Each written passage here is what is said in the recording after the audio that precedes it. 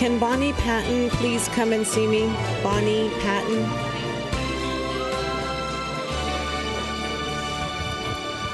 I have a speaker slip up here for Bonnie Patton.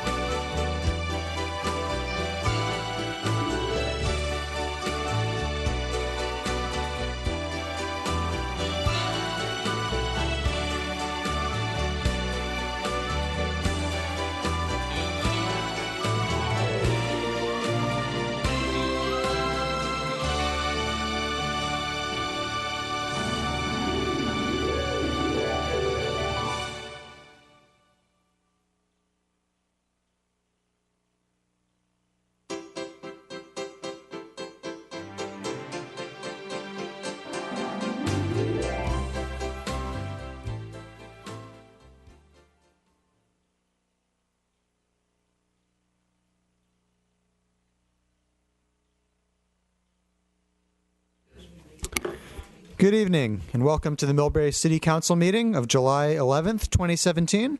Can we have roll call, please?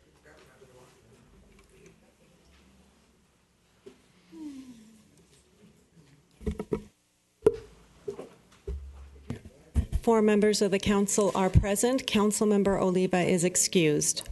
Okay, will you please stand and join me in the Pledge of Allegiance? I pledge allegiance to the flag of the United States of America and to the republic for which it stands, one nation, under God, indivisible, with liberty and justice for all.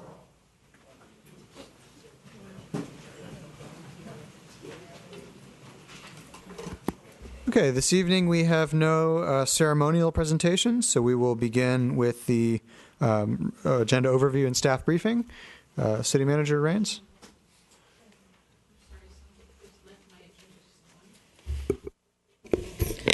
Thank you, Mr. Mayor. For this evening's agenda, we have first receipt of bills and claims since your last agenda. On item 3, we have approval of minutes for 3 meetings, and I'm going to recommend that these 3 minutes be pulled for further action by staff. We have no committee and commission chair reports this evening. We do have public communication. We have 1 item on consent, which is the appointment to city commissions and committees. In terms of public hearings, we have 2 items. First is a hearing to establish a new clean bay charge and update the resolution.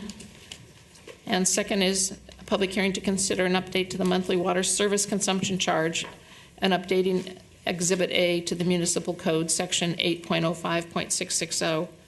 We have no existing business, no new business. Following council comments, we will adjourn to closed session for anticipated litigation on 1 matter, and then recommend that you adjourn for this evening. Do you have any questions? I would like to bring to the community and the council's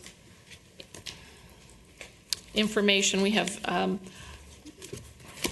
going to pass. Excuse me. Okay. That concludes my comments. All right. Seeing no comments on that topic, we will skip the approval of minutes for tonight and move ahead to public communication. This is the opportunity for members of the public to speak on any item that is not on this evening's agenda. Speakers will have up to 3 minutes, and there's a timer right here. When the green light's on, you may begin. When the yellow light is on, you have 30 seconds left, and when the red light is on, your time has expired. So the first speaker is Wynn Gersich.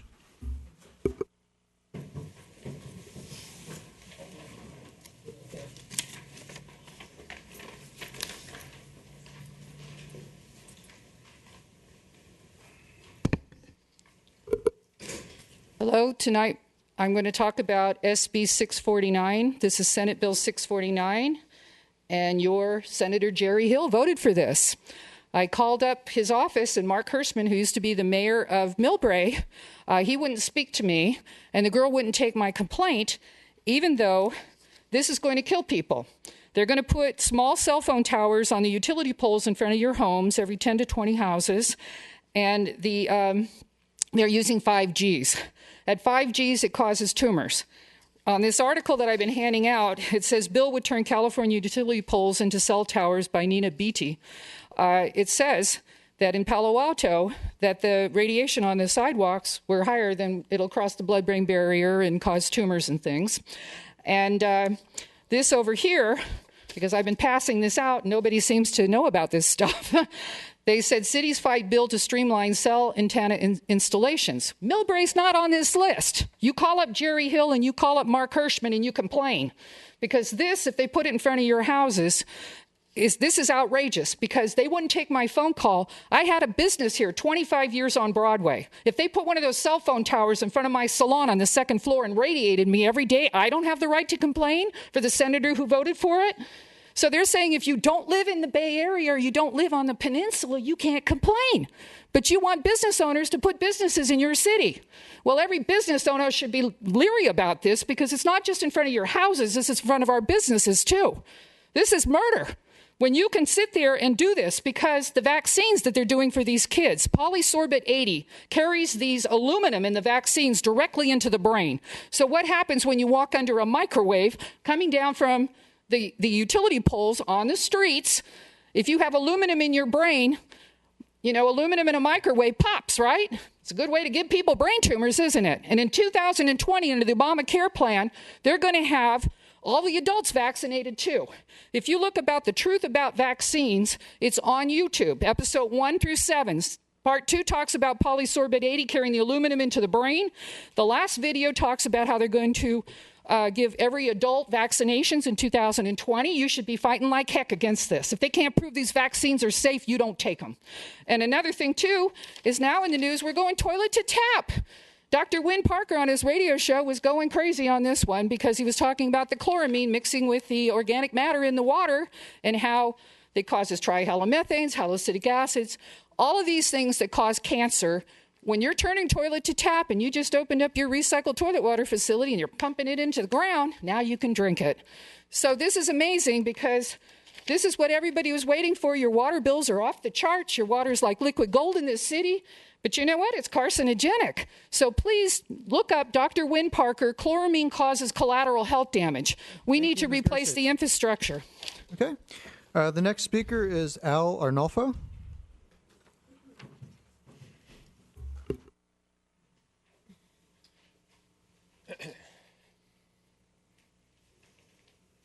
Start.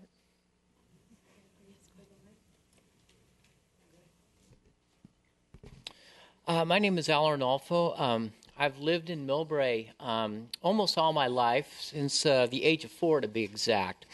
And I've been very proud to be a citizen of this town. I think it has been a very well-maintained town. Up until the recent years, I'm a little bit disillusioned when I see homes on my street that aren't very well maintained. I believe they used to be maintained in a much better way than they are now.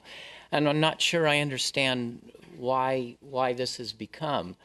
The drought was a big issue. We didn't have enough water. Our water rates are very high. I understand that, but at the same time, my feeling is that I don't feel that the drought is an excuse for letting your house go. And I think as citizens, we all have the right to live in a nice neighborhood, a beautiful place, and as Millbrae, I think, used to be. And I think you need to have some responsibility to your neighbors to keep up your house, not leave garbage in the front, not leave weeds grow. And I'm just wondering if this has been addressed to the city council or not, this subject. I haven't attended a lot of the meetings, and I thought I would attend tonight and just bring this up. And I'm just wondering, am I alone or how other people feel about this? But it's just becoming more of a concern. It's just progressively gotten worse, and I'm just very disillusioned. I work very hard to keep my own home up, and I enjoy seeing other people do the same, and it just doesn't seem to be happening as much. And I would just like to know, if there's anything that can be done.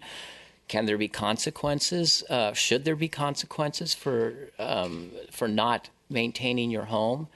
Maybe there should. I don't know if these issues have been brought up or not, but I'd be curious to know, and I would appreciate following through or having someone follow through on this and getting back to me and perhaps working together for a better community. Thank you. Thank you. Okay, the next item on the agenda is the consent calendar. We have one item, which is the appointments to city commissions and committees. Looks like we have a motion from Councilman Lee, a motion from Vice Mayor Pappen, and a second from Councilman Lee. Your votes, please.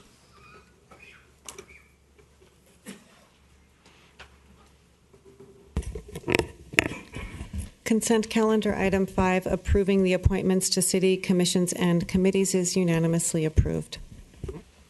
Okay. Next on the agenda is item number 6. This is the public hearing to establish new clean bay charges and updating resolution 1535. This is not the water rate item that is coming after this. This is the sewer rates and the new clean bay charges.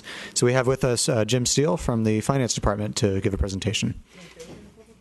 We have to open the public hearing? Yes, please do. Okay. We have a motion from Vice Mayor Pappen and a second from Councilman Schneider to open the public hearing. Your votes?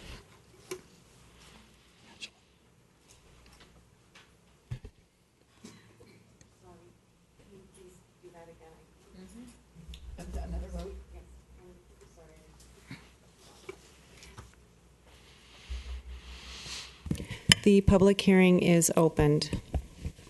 I need some assistance in the PowerPoint called up. Thank you. It's the Clean Bay one first. Do you want to use that? Yeah. That should work if you just Okay. All right.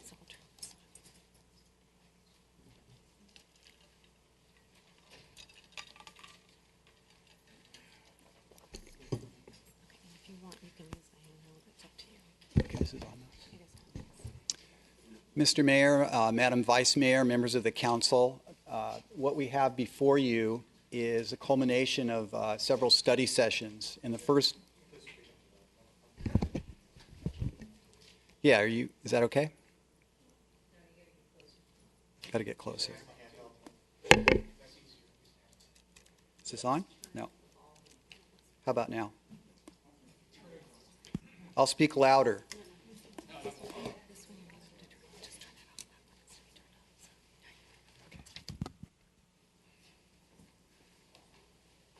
The Clean Bay charges are related to a consent decree that, can people hear me now? A consent decree that happened in 2010 with the Baykeeper organization. That's a legally binding agreement, and it requires the city to reduce potential overflows to the bay through the sanitary sewer system. Failure to comply with the consent decree would result in substantial fines to the city, which would have to be passed along to the customers.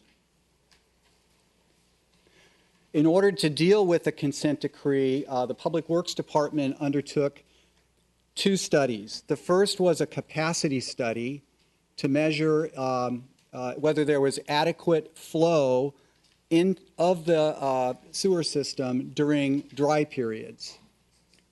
And it was determined that that was adequate. However, during peak wet weather periods, it was not adequate to carry water adequately. In addition, the Wet Weather Alternatives Report in November 2014 identified and evaluated several project alternatives to come up with cost estimates. Sanitary sewer overflow charges were adopted by the City Council after a public hearing like tonight in 2015. Proceeds from those charges would pay for $36 million in capital improvements to settle the consent decree. Since then, staff has revisited the methodology of those SSO charges to look at a way to more equitably distribute those costs to the various customer classes, residential, multifamily, and commercial, and has some changes. Those changes are now before you. Clean Bay charges, they would, again, replace the SSO charge, not be on top of them. And again, they would go towards funding the wet weather improvements to comply with the consent decree. There's basically two major types of improvements that would be funded. The first would be hydraulic capacity improvements to address the capacity itself during wet weather. And the second would be to deal with infiltration and inflows during peak wet weather. What that is as the pipes are older, rainwater gets into the pipes that shouldn't be into the sanitary sewer system. So those pipes need to be dealt with and fixed so that the rainwater does not go into the sanitary sewer. Since the initial study was done several years ago, we've noticed, Public Works has noticed the construction costs when items are brought out to bid have come in much higher. And so a 30% cost escalation was added since it's been 2 years at 15% a year. So the costs are now estimated to be closer, or actually $50 million to comply with the wet weather program. The proposed changes to what used to be the SSO charges and what is proposed for the Clean Bay charges is that currently the SSO charges are the same for each customer class. So a single-family residential dwelling, a unit in an apartment building, and a restaurant or a hotel all pay the same SSO charge. And again, this was looked at in a way to make the charges more equitable based on the impact that people's water flow has on the system.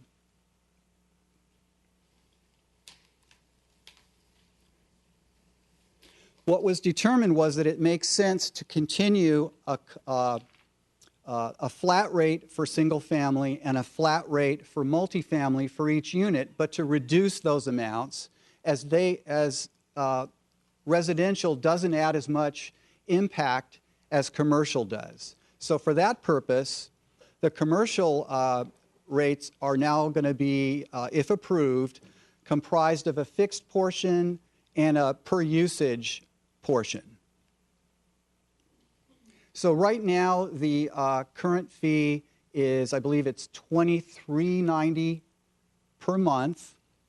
And if this is approved by the City Council after the public hearing and the protest process, it would go to $21.50 beginning July. It's actually July 15th in the resolution before you for single family. And it would go to $12.90 a month for multifamily per unit.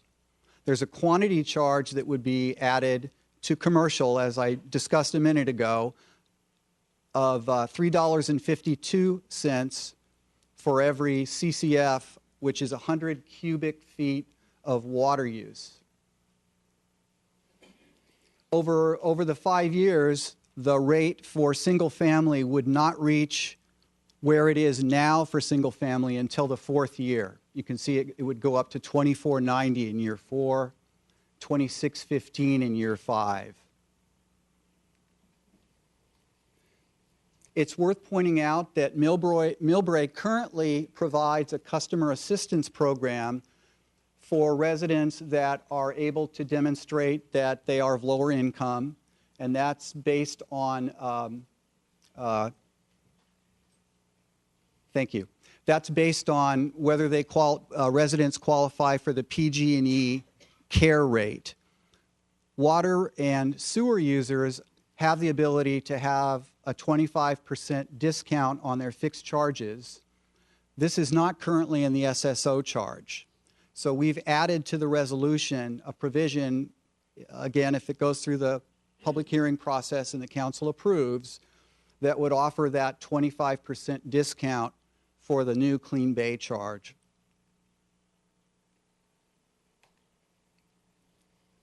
So next, to reiterate about the Proposition 218 process, the Clean Bay methodology was mailed to all property owners and to all residents in time for a 45-day noticing period before tonight's public hearing. What was in that notice was the proposed rate increase, the basis for the increase, the date and the time of the public hearing, which is now, and those rates are subject to a majority protest. If a majority of parcels protest or properties protest this proposal, the council cannot consider it. There are 6,807 parcels or properties in Millbrae, so a majority protest would require, in writing, 3,404 protests. And just to reiterate, I believe the city clerk is still taking protest in writing up until this public hearing is closed. So if after tonight's public hearing there's not a majority protest, if the City Council approves the Clean Bay fee, they would go into effect July 15th. If those Clean Bay charges are not approved, the current SSO charges would remain in effect. So next steps to assist in the process, we welcome questions of staff. Then it would be appropriate for the City Council to hear public testimony, ask and remind the public to turn in any final written protests, close the public hearing, take a break at that point for staff to be able to tabulate how many written protests are available, and then we would report back after that break. Okay, thank you, Mr. Steele. So let's start with comments and questions from the council, and then we have a few public comments on this topic. So let's start with Councilman Schneider. I have, for each stack here, I have a question related to it. My first one is, we're looking at single-family dwelling and multifamily residences, Where do auxiliary dwelling units fit in? And since since the state is pushing for auxiliary dwelling units, how does that cipher in? Would an example of that, council member, be if there was like a granny unit in the backyard, for example? Yes, So that would be, well, I think there are two. It would be the granny unit in the backyard. What if they connected that unit to the existing sewer line, or would it have to be a new sewer line? And or what if you converted the basement rooms into an auxiliary dwelling unit, which one would assume is connected to the existing sewer line? One would assume it would be connected to the existing sewer line. I'm not an expert on, if it was the existing sewer line, would that be one unit or would it be two? Jim's looking for assistance from the Public Works staff, and we do have Public Works in the back of the room. You want to step forward and assist? Or is this Alex?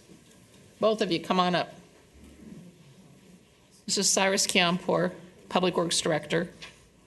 The way, Mr. Mayor, members of the council, indeed, the way we have considered it, if there is one sewer lateral serving a property, that's considered one unit. So essentially, there is no distinction if you have granny units or additional, if you would, rooms or fixtures on that property. So it's one, it depends on the number of laterals. So for each lateral, there's a charge.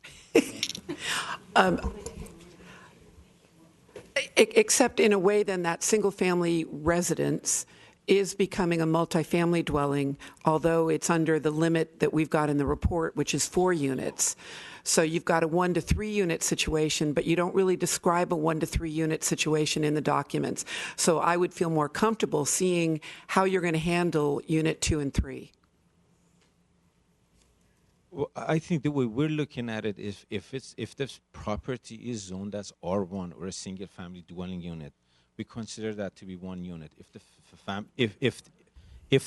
If the zoning for the property is R1 or a single-family dwelling unit, then we consider that to be one unit. And you could have, if you will, the distinction between a family that may have 2 persons in that family and a family that may have 5 or 7. So we rely on the law of averages for single-family dwelling units as far as their consumption. If the property is zoned as R2 or multifamily, then in that case, the study looks at each multifamily as one unit and accounts for the water consumption individually. Okay, and then what if a house has legally or illegally been turned into a boarding house? Like the house next door to me that has at least 8 sublets in there. I think from the perspective of sewer consumption or sewer discharge, it's still considered one unit. And I have a problem with that. I mean, that's my problem all along, is what's happening when we're having single-family homes being turned into boarding houses. The most immediate effect is the number of cars, but clearly a house that's been broken up into multi-units, paying a single unit has a bigger impact than a real single-family unit. So in terms of equity, and all throughout the report, you've been talking about trying to be equitable. We can't bury our heads in the sand based on ADUs, auxiliary dwelling units, and boarding houses. So I don't want to take up the whole meeting on that, but in terms of fairness, to me, that's right then and there, we can't be fair. There's no documentation here on that. Councilman, can I make a comment on that? Sure. So with the sewer bills, there are two parts of the bill. There's the SSO charge, which is a fixed charge. And my understanding, if there is a house that's a boarding house or that has a granny unit or something like that, it has one sewer connection, which is what the service charge or the fixed charge relates to. Those houses also, I would imagine, would have a lot more usage in terms of the actual water usage and sewer use. So the variable cost per unit cost would be higher for those houses. Is that accurate? Which is not what we're discussing this evening. Well, but actually, that's the second part of the formula. It's the fact that multifamily residences are getting, they're half the price of what a single family will be paying, even though it could be a 5-bedroom condominium in a multifamily building and have 20 people in there. Yes, it'll get picked up on the water use, but they'll always be lower because they don't have the grass to pay for. And that's another question I've got coming up. I still see inequities in this. I believe the concern is really one of code enforcement, because these homes should not be boarding houses. But what we have to do in terms of the sewer rates and this sewer charge is base it on the mains. How many laterals are there connected to the house? And that makes sense. And I think you have a concern, and I think we address that concern in another area. And I'm happy to do that as long as we get it on the agenda and we start dealing with the houses that have become boarding houses. Sewer charges are based on water usage during winter months. Which is my next question. So the report didn't talk about what year or years you used to get the average winter use. If you used the winter of 2014-15 during the drought or 2015-16 during the drought, those of us in single-family dwellings had more yard to have to take care of, even though it was the wintertime. Now, if you were talking about wintertime this year, no. It rained the whole time. We didn't have to do any outdoor water use. So the report doesn't talk about what year you used to create that base. And again, sewer rates, which we're not talking about tonight, but it's also part of the formula for the 2390. Measured every year.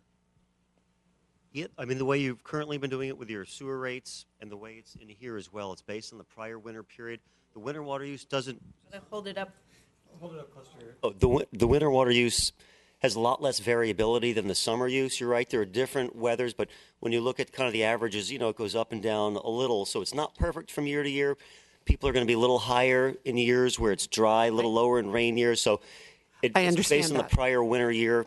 I understand that, but the new rates, the base rate that we're doing for the next 5 years, it sounds to me like you used the winter of 2015-16, which, if we're talking about the month of January, February, March, was really dry, and single-family dwelling units with more yard had to water their yards during that time. If you use this year's winter rate, they would have used much less water, which would have changed, I think, your base level, because you're all basing it on usage of a previous dry year. Yeah, I mean, the winter water use has zero impact on the residential bills because they're flat charges.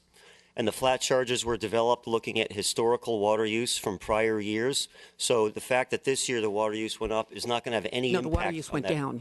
Or went down on the flat charge. I mean, it's a flat charge. Currently, it's $23.90.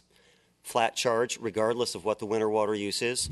So it's the charge isn't, your regular sewer rates have a function that changes, but not these clean bay charges. There's Again, I think I'm going to disagree, because you had to get your overall flow. You took your overall flow, divided it by the number of units, with some units weighted heavier because they were bigger consumers of water, if I read this correctly. So the base rate, if it's done in a very dry year, winter year, or a very wet winter year, would change. If we did this next year, based on what happened in this past winter, that base $23.90 and the base $12.90 would be different. And if we simply want to recognize it and make sure that that's in future formulas, because we used a dry year where there was more water used in the dry part of the winter, the base rate is higher than it would be had we used it this year. Excuse me, I should have introduced, this is Alex Handlers from Bartle Wells and Associates. They advise cities and special districts on water and sewer rates. Yes, thanks. Sure, I'll use this one. Yes, the water use changes from year to year, so you have to use some kind of reasonable assumptions when you're developing the charges. Years when water use is higher or lower, you're right. If you pick one year, maybe the charge would have been a few percent lower for single family to multifamily, but so these charges are based on not this year, but the prior year winter water use, going back 2 years when we had the data from, which was also similar to the year before that. You're right, it's not perfect, but it's a reasonable estimate. There's never a perfect. These are meant to be fixed charges, and the ratios are probably going to be pretty darn close, even if you use this year's data compared to prior year data. Both single family and multifamily, even though there's not as much outdoor water use for multifamily, what we've seen is that they've both been going up and down during the drought as people are cutting back, not just in outdoor use, but also out of concern for conserving. So it's never perfect, but I think it's based on reasonable estimates. And the charge is going down. Right now it's $23.90. I don't want to mislead you. Under the recommended charges, it's going down to $21.50. The problem is under the current charges, the multifamily units, which on average use less and only have one lateral connection for the whole building, are paying the same charge as a single family times the number of units. And then right next door to them, you can have a commercial enterprise. It could be a factory. I read the report. It's paying, $23.90. So okay, so my last question then, along the lines of how to calculate this. In the documentation, you talk about, the report talks about single-family dwelling units are set at 1.0, and multifamilies are set at 0.85. And yet their rate is based at 0.60. And I couldn't figure out the math. I kept looking at this and trying to come up with the formula. Yeah, there's a little more to it than that. You're right. And it's not in the report. The formula, is it? Because I couldn't see a straight, simple math problem. Yeah, if you go past that, there's another section that talks about. Can you tell me the page, laterals please? Per unit. Table 7 on page 9. So you're talking about table 6, where multifamily use, on average for a prior winter period, was about 85% of single-family flow. And keep in mind the charges, there's an element of the charge that's also based on the laterals on the residential side. Some of the charges are based on, wet weather flows coming in from the laterals. So that's how the current charge is. It's all based on the number of laterals, except for multifamily, who pays based on dwelling units. So on table 7, we also try to, to come up with some average. On average, a lot of these multifamily buildings have one lateral for serving a number of connections, so that also impacts the charge. So it brings it down. If you factor in the water flow and the number of laterals per dwelling unit, you factor both those together is where the 60% came out with. So it's not just the water only. And you're right, there are some multifamily dwelling units that might be putting a lot of people in there compared to a single-family home. But on average, the flows are less, and there's only one lateral for, could be 10, 20 units. So when we did the developer fees for the Millbrae specific area station plan based on the old formula, would those adjust to this, the MSASPs? Would this override what we did for those? And in the process of setting those developer fees for the MSASP, we increased the number of people living in those multifamily units. So is that reflected in this study? Actually, there are two types of fees. What we did for Millbrae specific plan area, what's called impact fees, which is AB 1600 compliant fees. They essentially look at the impact of each connection. So for every unit that comes on board, they have to pay for their fair share of connecting to the system and the infrastructure that is in place. So those fees are paid either at the time of building permit or at the time of occupancy of the new facilities, whether that's an office space, whether that's a retail space, or whether that's a condominium or rental unit. Once those units pay their impact fees, then they begin to pay the fees that we are talking about tonight. So every night they would pay, every month they would pay for their appropriate amount of sewer consumption or water consumption, whichever they may be. So the fees you're talking about are really one-time fees, they're not ongoing fees. Okay. I hear what you're saying. I'm not happy with that. I don't like that form, not the MSASP. I think they're actually, if I remember the discussions, they were concerned why restaurants would be charged less or more than retail. So this should make that set of situations much better. So I'm happy with that. I'm just not really happy with how you created the formula for MFDs.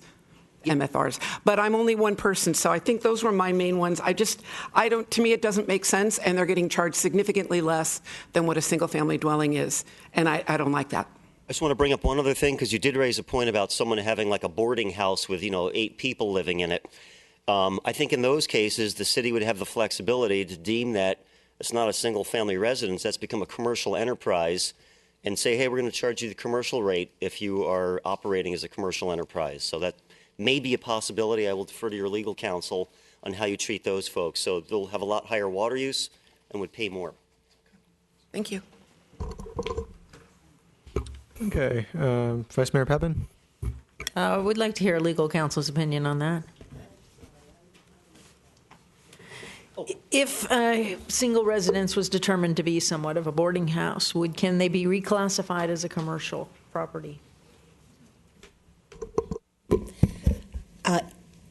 If there is an abuse or a misuse of a single-family home in an R1 area, we need to address that through code enforcement.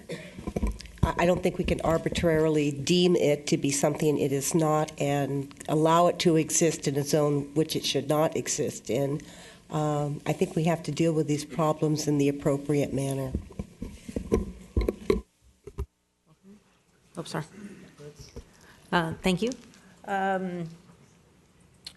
In the first line of the report, by calling Baykeepers a nonprofit organization, I find that appalling alone, since they seem to show up with 4 attorneys at $400 an hour. This has been going on since 2010. What I think is missing from the report, besides the fact that the report itself left out the increase of $50 million, you mentioned $36 million and then the increased rate, but you don't list the $50 million, which is listed in the notice. I'll give you that. But my point is that we're 7 years into this consent decree. What have we done? Where you're asking $36 million, now we're up to $50 million. What has been done here? I want to be done with these people. I've had it. Not the residents. This is Baykeepers. Excuse me. I'm just clear. Thank you. Can anybody answer that? I will try to answer that indeed. Thank you. There's been work going on as far as there has been quite a bit of work that has taken place dealing with the ongoing maintenance and operation of the system. The consent decree has several elements to it. One is the capital part of the program, which looks at hydraulic capacity improvements as well as reduction of infiltration and inflow into the system. The consent decree also has elements dealing with the level of maintenance and operations we need to be doing, as well as the pace at which we repair the defects in the system. We have made progress. I think when this report was put together, when the original consent decree came in, our wet weather flows were about 16.5 million gallons into the plant. The required capacity of the plant is around 14.7, and I think we're halfway there. However, we have quite a bit of work left to be in compliant by November of 2018, you will see in your next council meeting a project that is being awarded, which is approximately $3 million worth of construction work. That is a part of the consent decree, as well as a number of other projects that are going to be before you in October timeframe in order to meet with the rehabilitation of Madrone basins as well as Hillcrest. So we've done quite a bit of work, but we still have quite a bit of work ahead of us. Other projects we've done is the smoke testing that you awarded in May timeframe. You also awarded a contract for TV inspection or video. Videos don't exist. Camera inspection of all the sewer mains in order to make sure that they're still operate properly and we can repair any defects. So there's been quite a bit of work, but we still need to do some more work. And the consent decree also outlines work beyond 2018, 2019 for some time in the future. So, and that's what... Is this ever going to end? I mean, I appreciate all the work staff has done. Please, I really, really do. But I want to be done with baykeepers. I get that we want to be responsible. We don't want overflows. We self-report. But they come in and they sue us when we self-report, and this is ridiculous. I don't want to pay them. Agreed. And I think the intention of this program is by November of 2018, we will be able to be substantially compliant with the consent decree. And by then, if the consent decree is lifted, we have to continue maintaining the system in a way that we reduce the number of sanitary sewer overflows, specifically with the objective of not being in the same situation as we are, and we spend the funds on maintaining the system rather than dealing with litigation. So that's our goal and objective, and that's the direction the staff is going. I greatly appreciate that, and I really want to see staff get there so that we can just fix things and not pay attorneys. No offense, Joan. But, you know, taxpayer money should be spent appropriately here. So you're saying only by November 2018 we'll be in substantial compliance? Indeed, I think... Okay. I guess an issue that we will be before you next Tuesday, actually, is dealing with the private laterals. And that's an issue that needs to be. But from the remainder of the program, we will be complete by then. And we've already, as I said, we've already reduced the amount of wet weather flows that end up at the plant significantly through our operation and maintenance and some of the capital improvement program we've done. So we are on the right trajectory. We are moving in the right direction. The numbers support it. We are going to be conducting additional flow monitoring in the wet weather months, which is January, February, March, to see what level of progress we have made from the perspective of reduction of infiltration and inflow into the system. So as I said, the city has done a lot of work, and you know the city's maintenance crew need to be really recognized for the work they've done. I do recognize them, and I thank them very, very much. And I want to help them get there. Trust me, I do.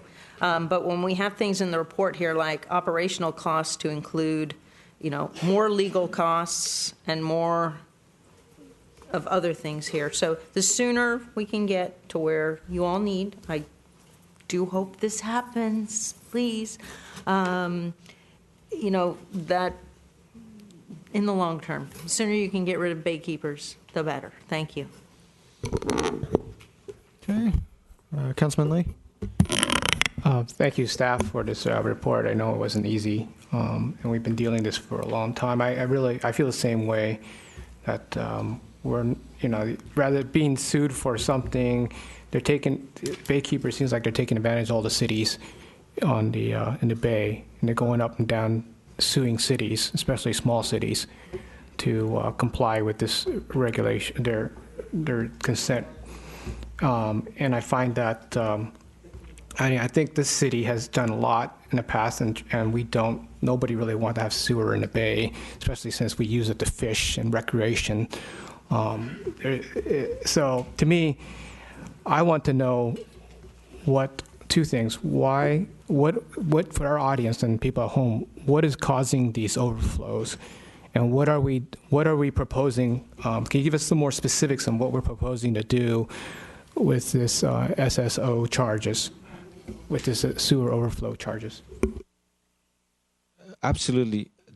If you look at this sanitary sewer system, you have what's called dry weather flows, which is usually in summer months. Essentially, there is no water that is coming into the system because there's no rainfall. In rainy seasons, what happens when the water gets into the ground? It ends up being entering into the sewer system. And we have two types of flows that do not belong into the sanitary sewer system. What is basically infiltration, which is caused by cracked pipe. And typically, when you have clay pipe, when you have seismic zones, as we do, and you have trees, the trees find the sewer pipes as a sort of nutrition, and therefore they attack the pipes. And when you have older pipes, those pipes crack, and those are the opportunities for water to get into the system, the rainwater to get into the system. Also, another source of additional water into the sanitary sewer system is what's called illegal connections. Many times, the roof drains and side yard drains and so on are connected to the sanitary sewer lateral, which end up taking the rainwater in rainy season and taking it to the plant. So those are the two main sources of infiltration and inflow. And the program that is being funded is really trying to focus on controlling the source. If the city can prevent the water from getting into those pipes, you don't have to build bigger pipes, you don't have to build bigger treatment facilities, you don't have to build bigger pumps. Therefore, it solves the problem, and that's the approach of the city to do that. In order to do that, you have to replace the sewer pipes, and you go in there, essentially, you replace the existing sewer pipe by a method called pipe bursting, which essentially pulls a new pipe in place of the old pipe. You replace the lower lateral, which is the service line to each house, which consists of two pieces. The lower lateral that is owned by the city, which is pretty much from the back of the sidewalk to the middle of the street. And then you have the upper lateral, which is from the back of the sidewalk typically to the house. Once you complete those, completely retrofit those systems, you typically can get from 40 to 70% reduction in your infiltration and inflows. That is the approach that we were doing. The project that I spoke about a little earlier at about 2.8 million that we just had the bid opening today will precisely do that. It essentially replaces the pipes, replaces the laterals, replaces the manholes, and therefore reduces the possibility of additional water or rainwater during wet weather months to get into the system. One thing there, I mean, there are residents here that will disagree with what your definition was there because they're being forced to pay for a lateral all the way into the middle of the street. Correct. Well, that's not what you said. You said from like the sidewalk to their house, and that's not what's happening in Millbrae. Correct. There is, as a part of the consent decree, there's a requirement in the consent decree that all homes at the time of sale would have to upgrade their lateral from... I got that. I'm just telling you it's not being defined that way as far as what these residents are having to pay for. Correct. That's the definition for point of sales. What I was speaking about was basically what our projects include. We focus on what's in the public right of way, not on the private property at this point, because we don't have the right to go onto private property. So the projects that we are putting out to bid focuses on the lower lateral and the mains that are within the public domain and within the public jurisdiction and ownership. So, following up on that, every year I would get the roots in the city main would block the sewer, and then my sewer would back into my house almost every year. And then it would clear up because the city would send somebody to route out the city main. And then that didn't stop until I updated my lateral with the clean out on the sidewalk. And sometimes it still pops open. So my question is, what are you going to replace this sewer lateral with? And is that going to preclude or prevent these roots from getting into the city sewage line? And the other question is, knowing that the sewer lines are being infiltrated, what about our drinking water lines? Actually, let me start with the type of pipe. We are using high-density polyethylene pipe, or HDPE, which is a seamless pipe. And essentially, there is no possibility for roots to get into that pipe because there are no seams. Essentially, it's one continuous piece of pipe going from one manhole to another manhole. We use the same kind of material for the laterals to the clean-out in the back of the walk or in the sidewalk.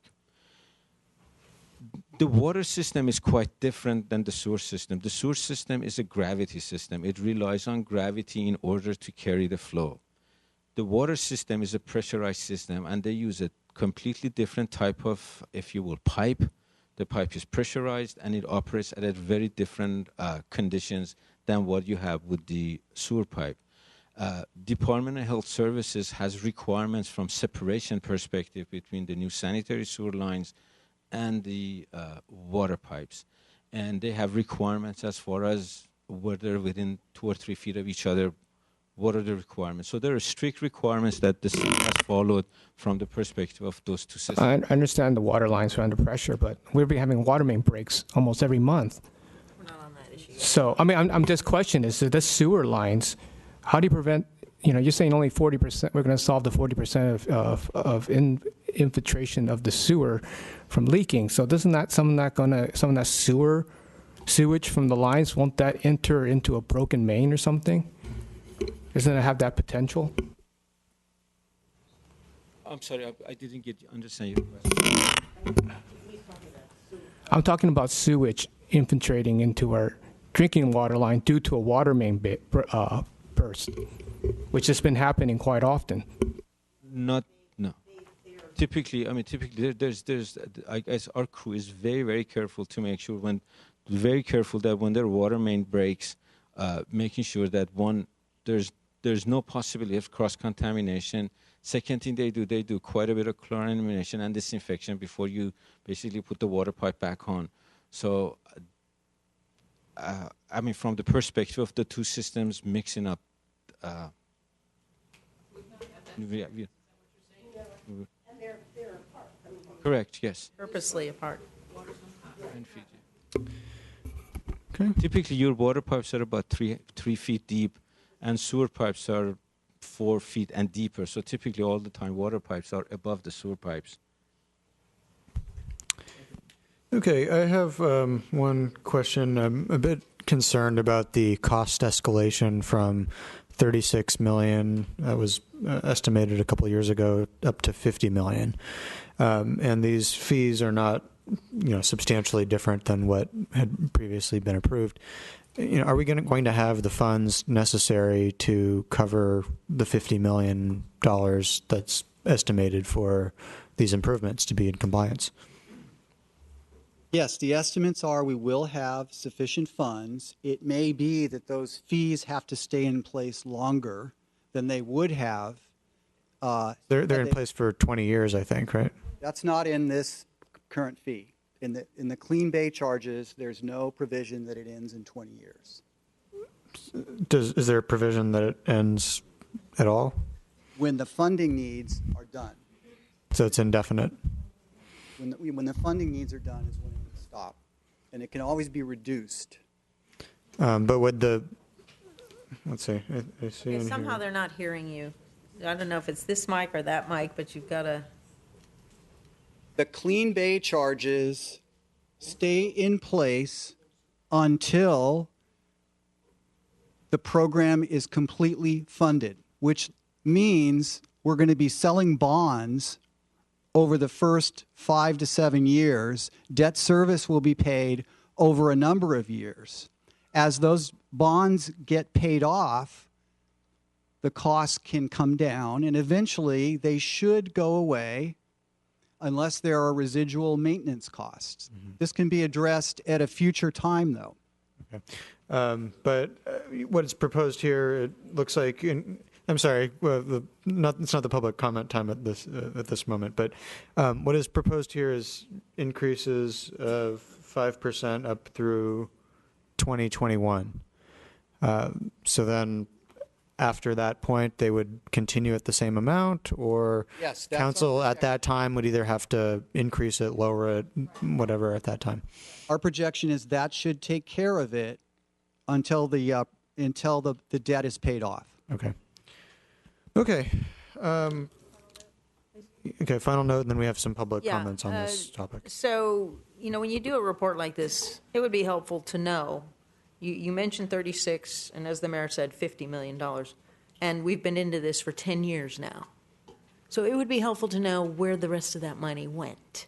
Because I've got my bill right here, and I got my SOS fee every time my water bill comes. So we just don't know what's been done. And there needs to be some accountability here so that the public can see. The fee has been in place for 2 years. I know, I got my bill. And the cost increase is due to construction escalation. Okay, but still, I'm just saying, we need to know where for the last 2 years, you've spent that money. And Cyrus, I think you gave some indication. Could you go over that part again? No, that's all right. Okay. It just, it's better to see it in print. I know Cyrus and everybody's been doing a great job. Thank you. Okay, so we now will go to the public comment portion, and the first speaker is Joseph Graff.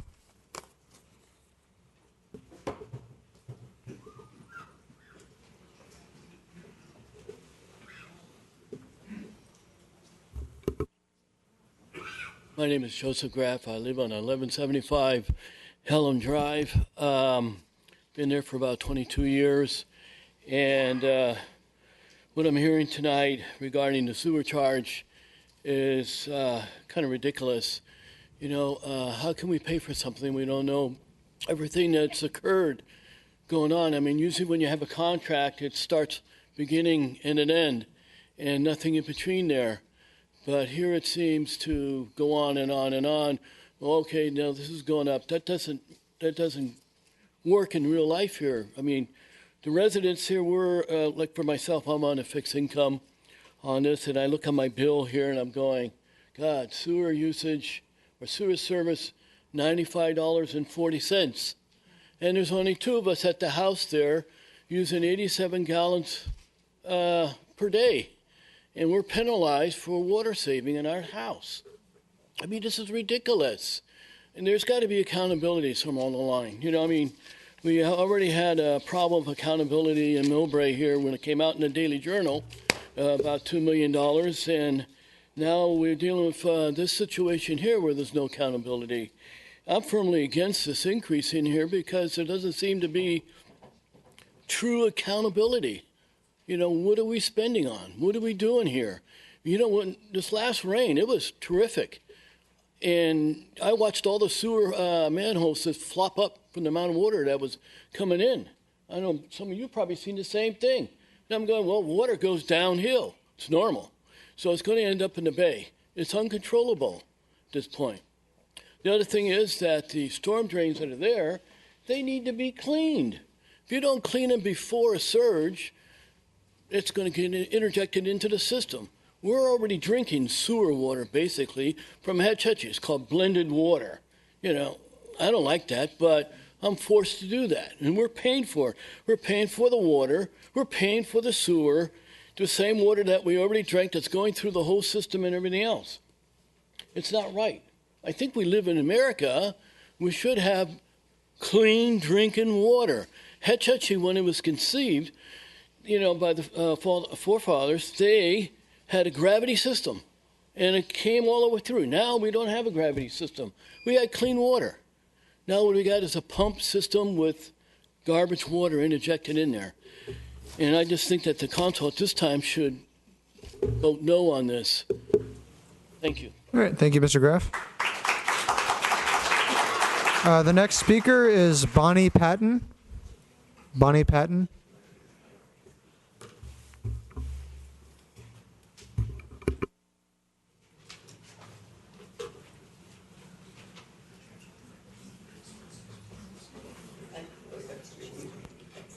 Good evening, Council. I'm Bonnie Patton. I've lived in Millbrae most of my life. I'm very concerned about all these increases that you're putting to us, and we all are getting older, and it's just outrageous. This is going to be doubling our bill. So my bill will go from $360 to then within the few years, it's going to be almost $800. That's a lot. And I just believe that the council really needs to look at this. I object to it.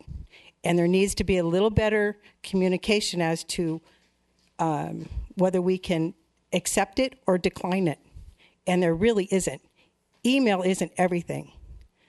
So thank you very much. Apparently there was a form that was out on the email, unless somebody had that said that whether you accepted it or declined it.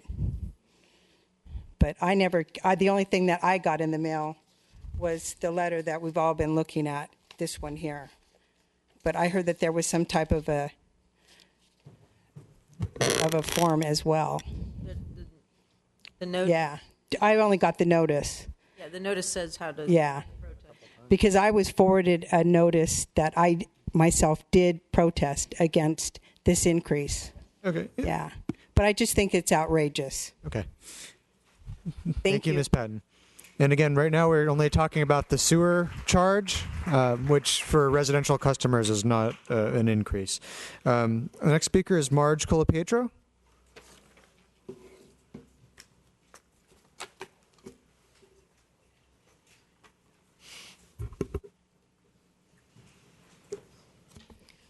Good evening, Mayor and Council.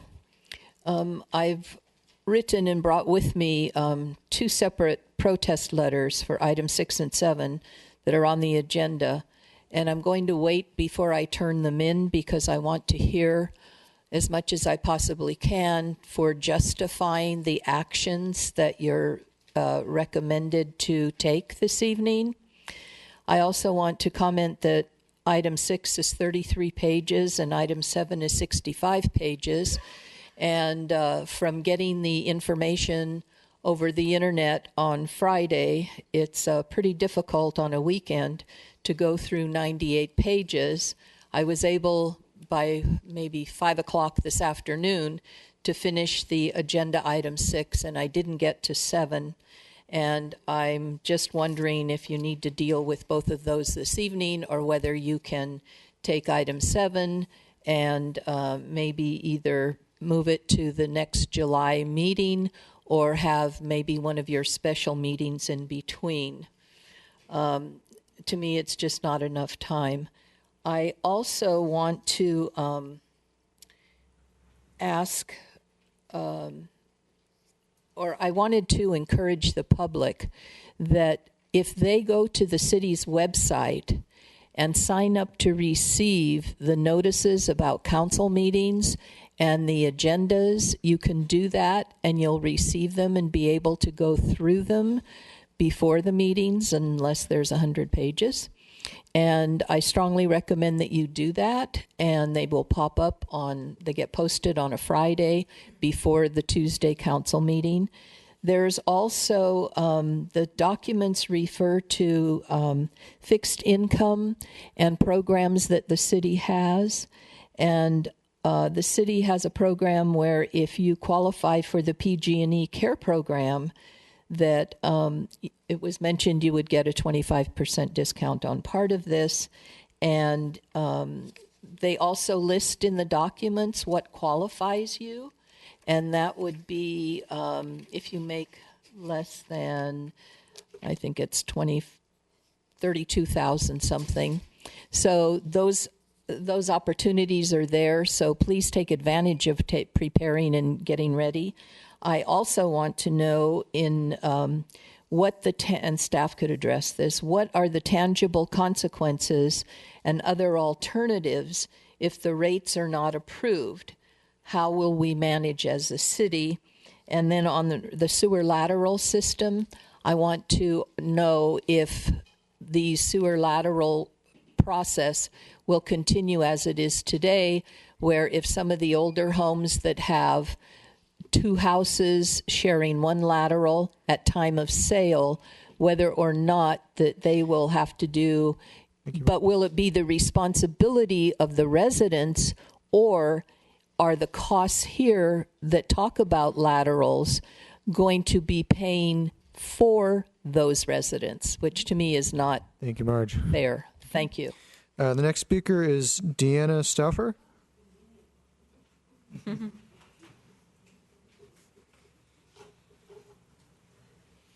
Thank you.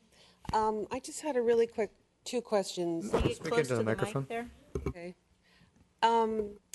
The proposed scenario that's going on tonight, will that also include the increase in the city planning in regards to more residences and the big construction plan that we have for the city? Is that all included in that? I believe they will be paying the charges as well, and since they're larger customers, they would pay larger charges. Okay, so trying to not sound too ignorant here, but with the influx of more people and more water usage and water runoff, is that incorporated though? I don't see that in the plan. I don't understand that part of it. If that could be explained a little bit more in detail. And for single parents and single people that are elderly, I understand we've been talking a little bit about this, but I'm concerned because most single elderly people that are living in Millbrae that have paid their homes out and their families have left, how is that fair to have a one-person dwelling pay such a significant amount of increase versus multifamily? And that was my concern. And I can't speak publicly, so thank you. Thank you, Ms. Stuffer. And yeah, if you have questions, we can't really get to them one by one, but maybe after all the public has finished speaking, staff can reply back to some of these, respond to some of these questions that have been raised. Okay, the next speaker is Bill Flanagan.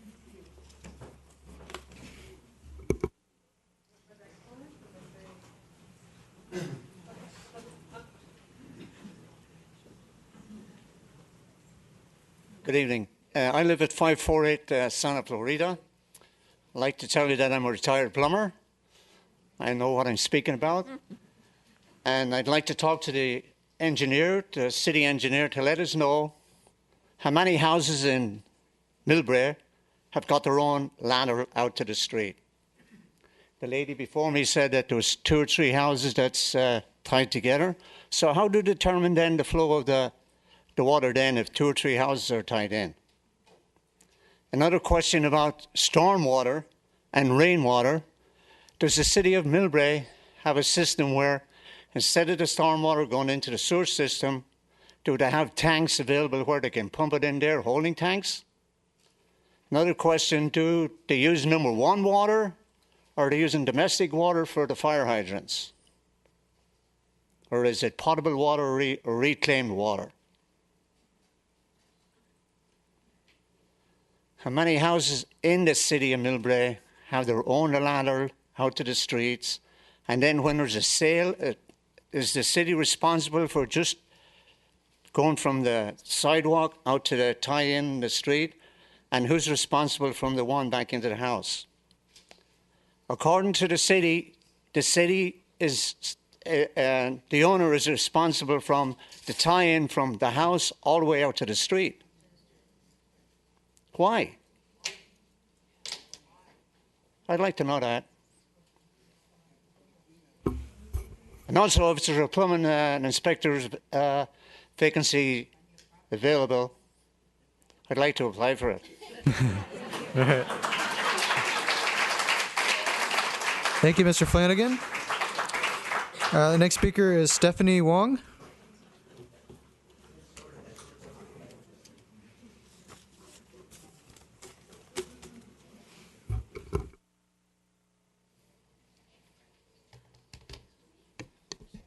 So, hi everyone, good evening. My name is Stephanie Wong, and I am a citizen of Millbrae, and I currently live in 88 South Broadway, Millbrae, California. So, obviously, there's a lot of controversy stirred up about today's plan to establish new Clean Bay charges, and many of you are concerned. One major flaw that I see with this plan is there's no definite time frame. So really, we do not know when these charges are going to end and if they are going to increase or decrease with impending time. And I think that's a huge problem. So first of all, we have a huge escalation from $36 million to $50 million. I'm sure all of you would love to save some money, especially your hardworking tax-paying money. Not only that, the members who previously stood up here and supported this plan also stated that the funding will stop when they are done with the construction project, but that's a huge flaw. We don't know exactly when we're going to be done with this construction project. This plan seems very unstable to me, and it seems to me that what we're paying for is very dependable on the weather, on many different factors, one of them being the weather, the actual success of this construction project, and storm runoffs, and etc. So I think that this plan needs to be reconsidered, and it also needs to come along with a vague or specific time frame. Thank you. All right, thank you, Ms. Wong. Okay, if staff can come up and respond to some of the questions that have been raised, should we close the public hearing first? Is there anybody else? Nobody else? All right, we have a motion by Councilwoman Schneider and a second by Vice Mayor Pappen to close the public hearing. Your votes, please.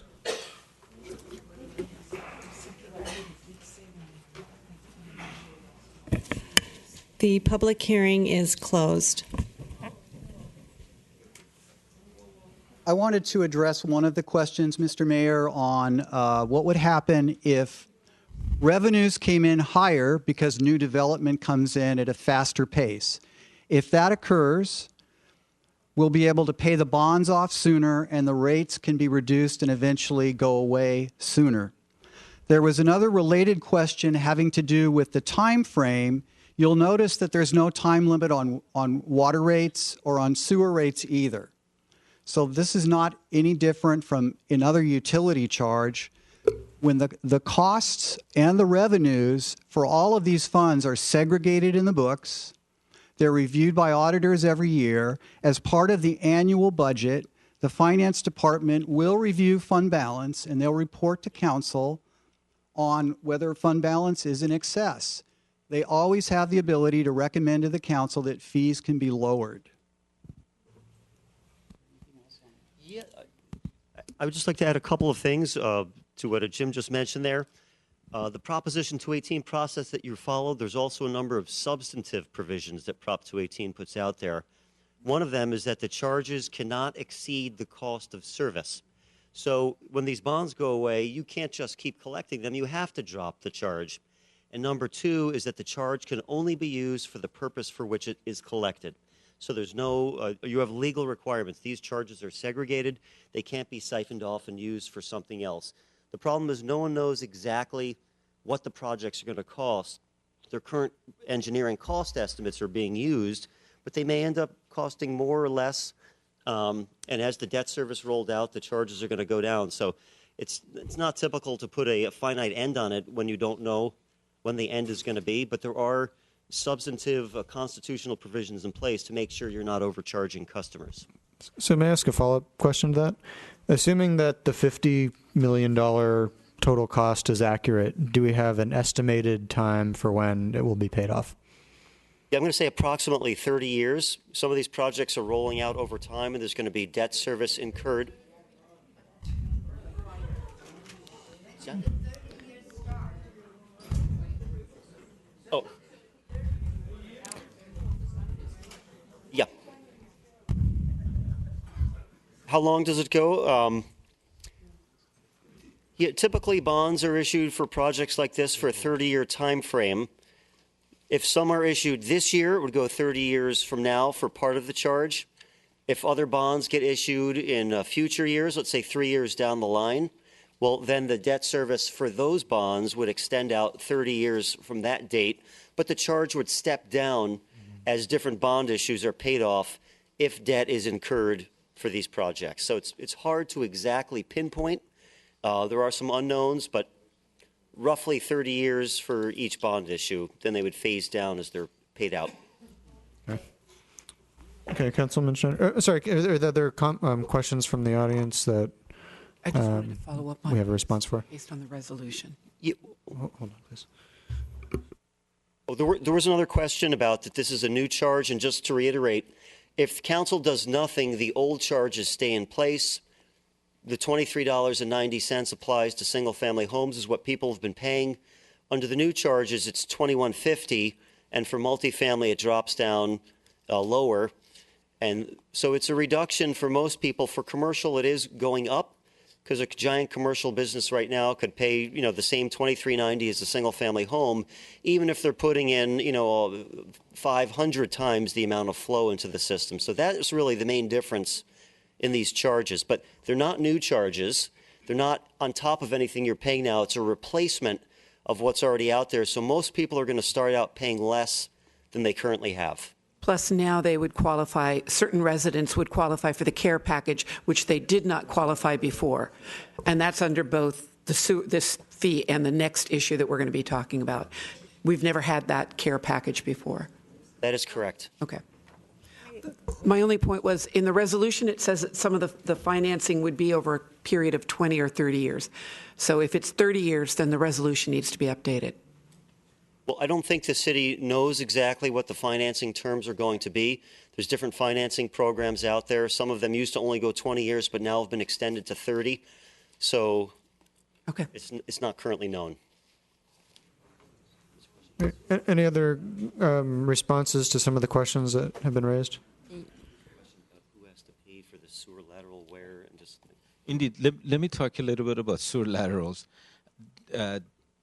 Each property in the city is required to have its own sewer lateral. I would say a very significant majority of the properties in the city have their own sewer lateral. There are occasions where you have two properties that are tied into one sewer lateral. And the city's policy has been that at the time of sale, those two have to be separated. And typically it is paid for by the selling property. Second thing, if you are doing work for a sewer lateral, if there is no clean out at the property line, the city's policy has been that the property owner at the point of sale will have to do the entire lateral to the main. If there is a clean out at the right-of-way line or at the back of the sidewalk, the resident or the property owner is only responsible from their house to the clean out, and the city picks up the responsibility from clean out to the main. Going back to the issue of water system, the fire hydrants, all the fire hydrants in the city have potable water. We don't have any recycled water except at the plant, at the water quality control plant. There was an issue about holding basins or holding tanks.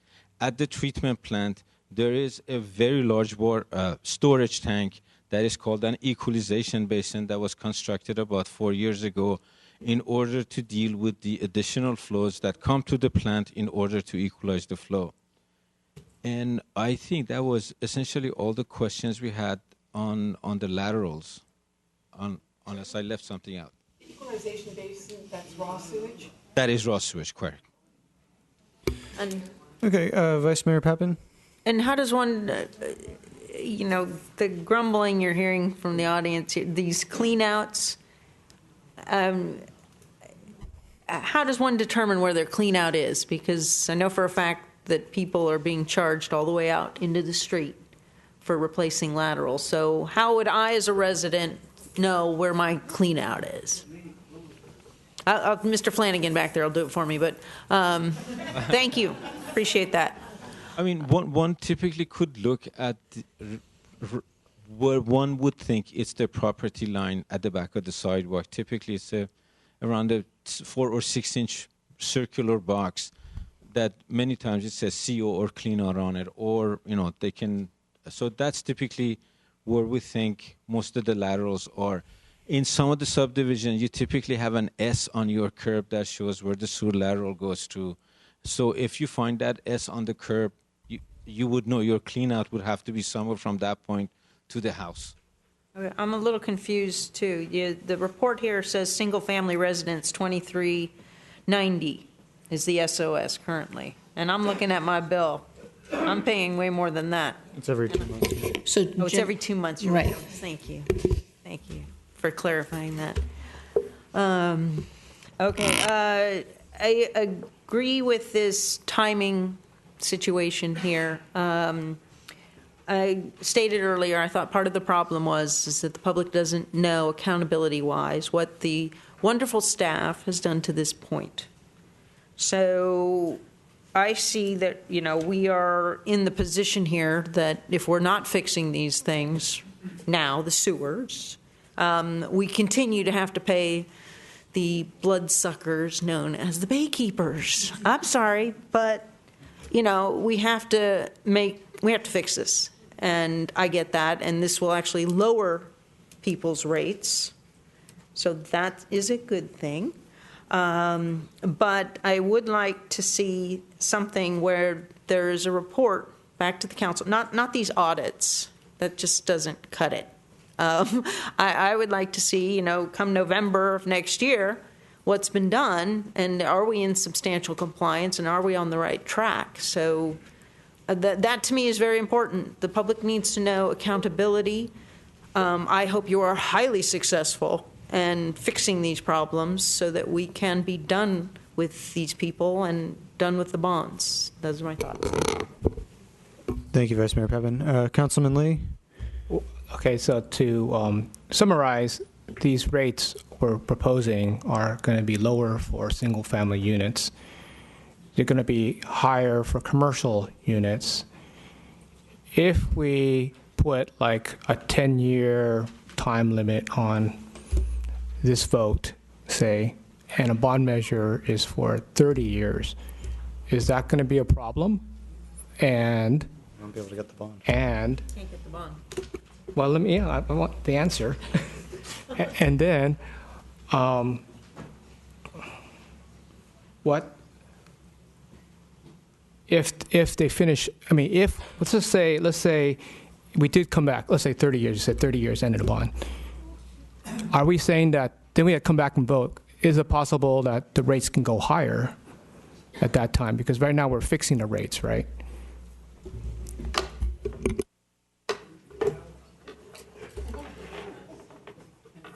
If they lapse for 10 years, you won't be able to go to the bond market and sell bonds. So you won't be able to raise enough funds to fix the program that the Public Works Director described. So you'll be in violation of the Baykeeper blood-sucking lawsuit. We estimate it will take approximately 30 years, and you're absolutely right to request on a regular basis the status of the improvements and the financing. And council will, if staff and council do their jobs in the future, that will be regularly before the public. And it can't be hidden if staff and the council work together and bring that information out. And that should be the intent, and that's certainly my intent. I won't be here, but if I were finance director, and I know our finance director fully supports that. All right.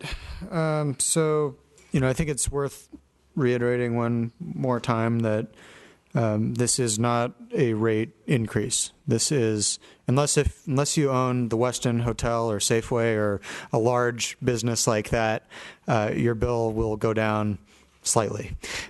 This is just a way that it's recalculated to be a little bit more equitable. But the SSO charge had already been passed 2 years ago. So this replaces that charge. It's not a new fee or a fee increase. That being said, we do have a motion on the table from Councilman Lee.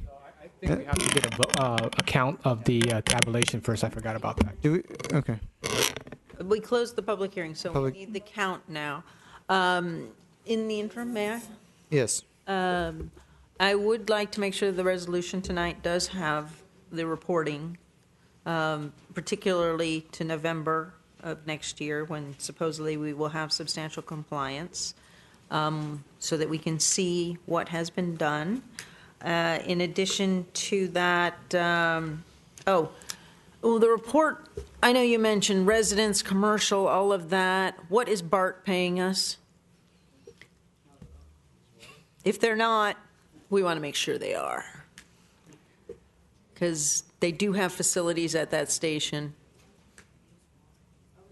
If they're a water or sewer customer, then they're paying. They are. Okay, I didn't see it in the report, and so I would like to see that in the report in the Water and future. sewer customers. It's kind of a unique We facility. we don't happen to have the detail of any one customer, including Bart, with us this evening, but we will follow up and make sure that occurs. And The only reason I ask is I didn't see what item it would fall under. Okay. They were listed, so. Well, let's just make sure. Same as the school district, for example. They are commercial, and we'll validate that that's what's going on. Councilman Schneider? I agree with the Vice Mayor. I would like to see this come back to this council and future councils every year. In fact, I'd like to see all in programs come back with an update every year. I'm not sure about November. To me, this sequences into the budget process, doesn't it? So we're looking at a February, March, but that we don't slip, that it shows up every February and March or whenever. Can that be included in the resolution? That a report will be provided to council? At least once a year. And I have one tiny Once question per fiscal back year. on multifamily residents. They have one lateral. Do they get billed individually for water? You know how Sacramento for years had one water meter. So do our multifamilies have separate water meters? So, For water, are you asking specifically? Because that's basing the sewage usage fee on the water consumption. So if you don't know that, you're again. If a particular apartment building has one water meter, then it gets, it's based on that one water meter. If each unit has its own water meter, then it would be broken out that way. Probably most are going to be a single water meter. That's more common. our bills are. And the average would work out because even if you had 1 meter serving 20 units, it's still 1 meter divided by 20 units. So you're still getting the average use per unit kind of factored into the calculation, which is, I think, where you were going with that. To me, it's not perfect math. I would much prefer seeing perfect math, but that's okay. That's the whole problem with Sacramento not having water meters. Okay, do we have a tally of the protest forms? We need to take a moment and tally. Okay. Should we take a 5-minute break or okay? Does someone want to come with? Yeah, I'd like to have someone.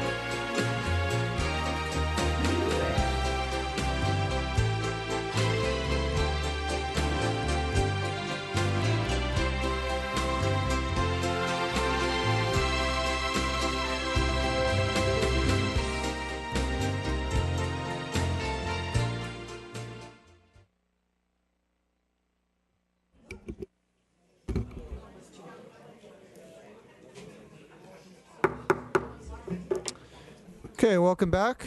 I believe we have a tally from the city clerk. So we received 295 protest letters for the Clean Bay charges, and this is also before checking for any duplicate letters, but we have received 295 protest letters. Okay, thank you, Ms. Lewis. So that is not enough to. Sorry, can the city legal counsel provide? Yes. So for a protest to be successful, we must have 50% plus one.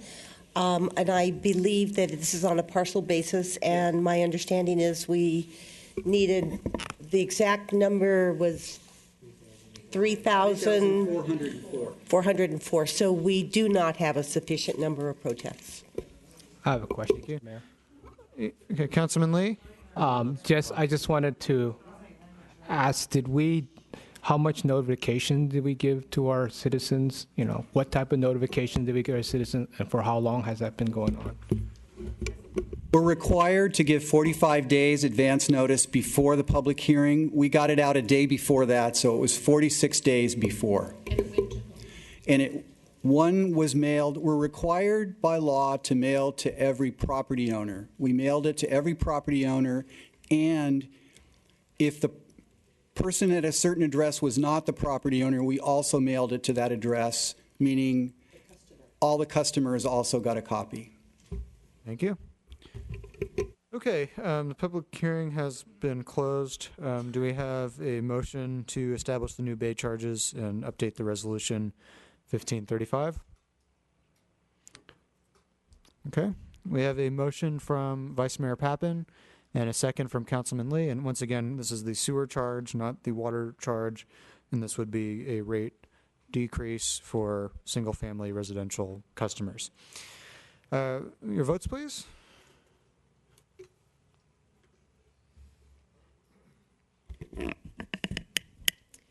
The resolution approving and adopting Clean Bay charges and replacing sanitary sewer overflow charges adopted in Resolution 1513 is unanimously approved, with the inclusion of language in the resolution to add an annual report out to the council. Okay, thank you.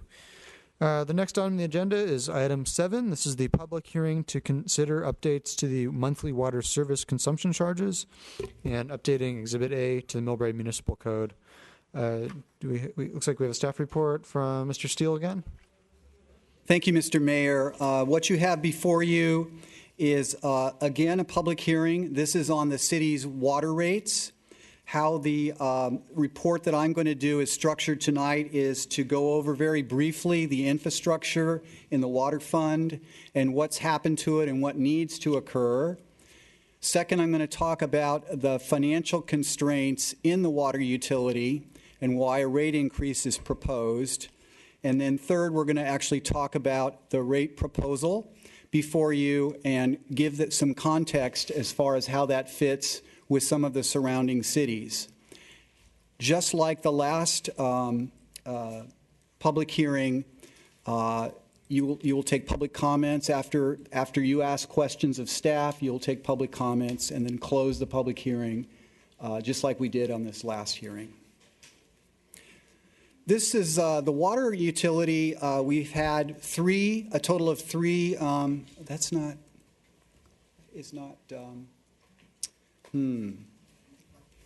Can someone help me with the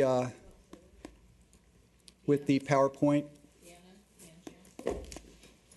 It's yeah. It looks like it's bigger than the screen. I may not have pulled it up correctly when I turned the PowerPoint on.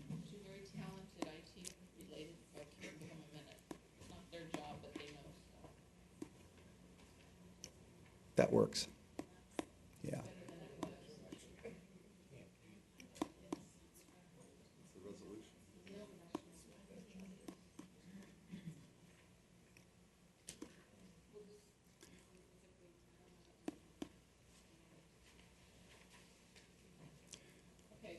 Let's go with that.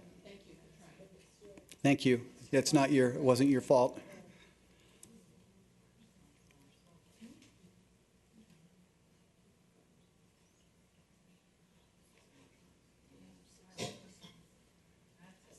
Excellent.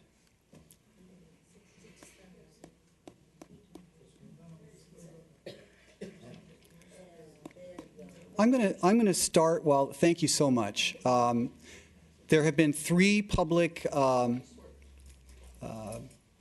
meetings, information meetings on the status of the city's water utility and the aged infrastructure going back to January. And as a summary, some of the folks tonight perhaps were not there. Very briefly, there are 22,000 customers served by approximately 6,500 water connections. There are 75 miles of water mains. The average age, and this is the dilemma, the average age of the water infrastructure, the water pipes, is between 60 and 70 years. And the typical useful life is only 50. So the city is on borrowed time as far as the health of its water system. There are 500 fire hydrants, 1,500 shutoff valves, and 100% of the city's water comes from the Public Utilities Commission, San Francisco, through the Hetch Hetchy Reservoir System and the distribution system built on that.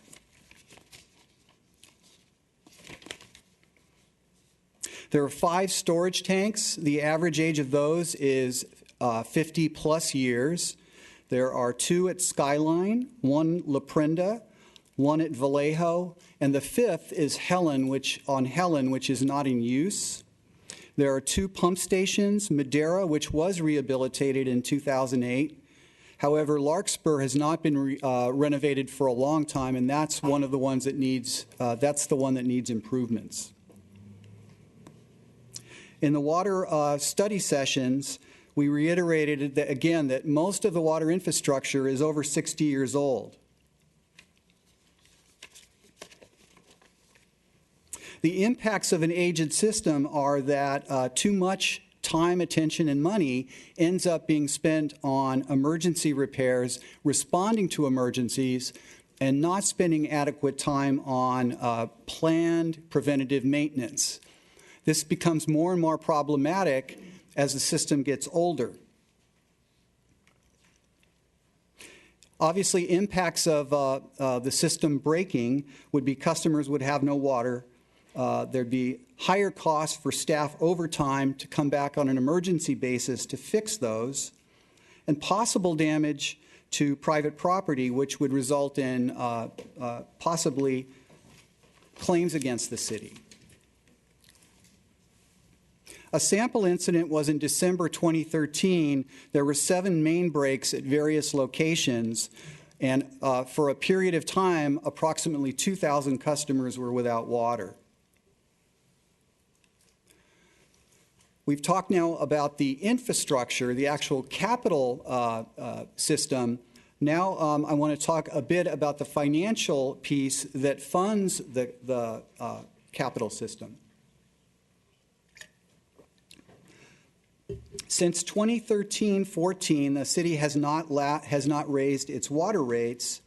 O&M costs, that means operations and maintenance, the cost of the crew that go out to repair the water pipes, the mains, have remained relatively constant.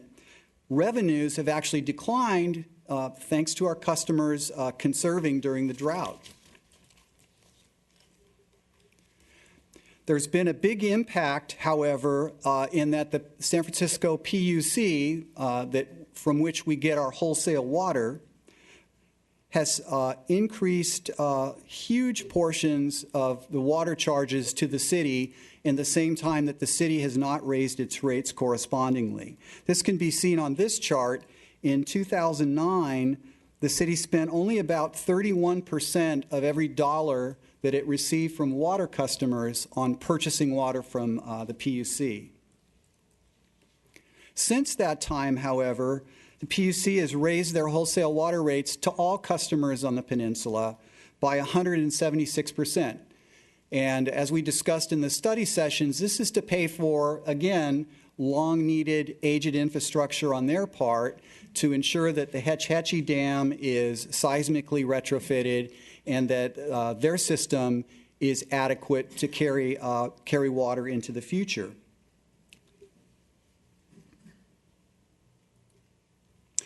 In 2016, the city spent $3.4 million on water purchases, which was 63% of every dollar it received from customer revenues. So as you can see, the water purchases is the blue piece. That's taken an ever more huge piece of the revenues that we get from our customers. The gray piece is capital improvements. There's not much money left on an annual basis to pay for the replacing the pipes and the infrastructure, which is over 50 years old. What has resulted due to all these factors is the city has had to, the water utility has had to draw down on its financial reserves by $3.1 million just to fund operation and maintenance costs. So in the last couple of years, the revenues that the water utility receives from its customers does not pay for all of the operations and maintenance costs, let alone any capital improvements.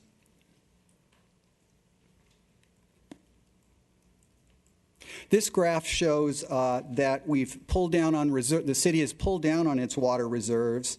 The blue line is how much below zero it's gone just to fund O&M.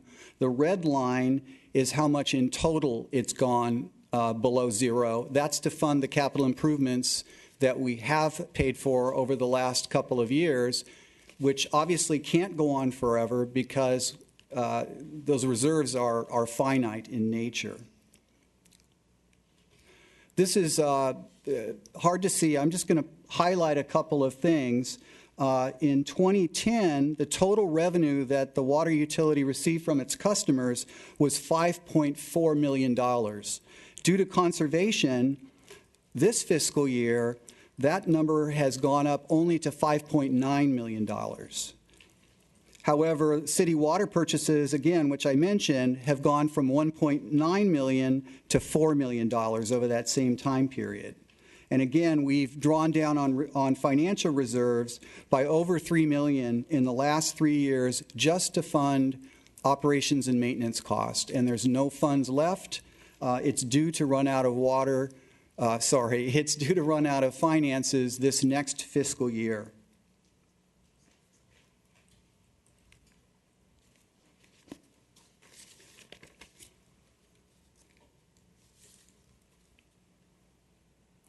Staff presented options for infrastructure replacement to deal with the water utility, given again that it's over 50 years of age.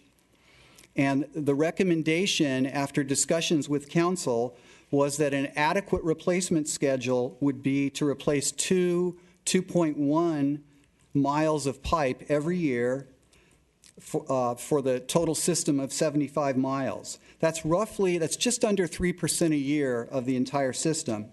When you go back to 1995 and you count the replacement that's already been done from 1995 till now, the entire system with a 2.8% per year accelerated capital program, the entire system would be new 27 years from now. And 80% of the system would be replaced 20 years from now. That's predicated on the water rate increases that we're going to talk about. What's also proposed is to replace the water tanks immediately over the next 5 years, as they're an immediate concern. Those would likely be debt financed.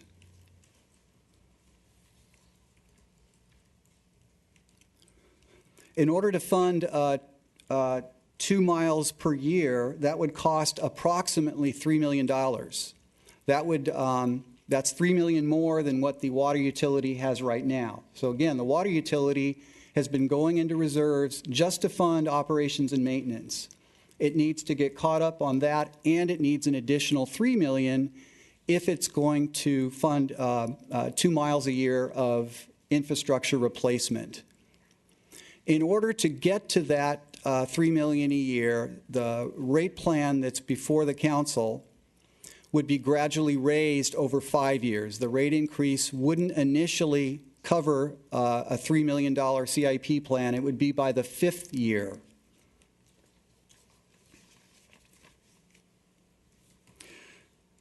This is, I don't want to mince any words. This is a steep increase. Staff is aware of that in what they're proposing. However, at looking all the alternatives, given the age of the infrastructure, we feel this is necessary and overdue. Part of the dilemma is that the city of Millbrae is largely a residential community. When you compare it to a city like Redwood City or South San Francisco, there's a much larger commercial base to spread fixed costs to. In a residential community, I'm just going to give a hypothetical example. If you have a street with a water main that runs down it, and that street serves 10 houses, the size of that water main, if it served 100 houses on that same street, would not add a lot of the cost to put in that much larger water main. Most of those initial costs are fixed. So in a residential community, by definition, there's always going to be a rate pressure, unfortunately, that in a more industrial community, there's more ability to spread those costs.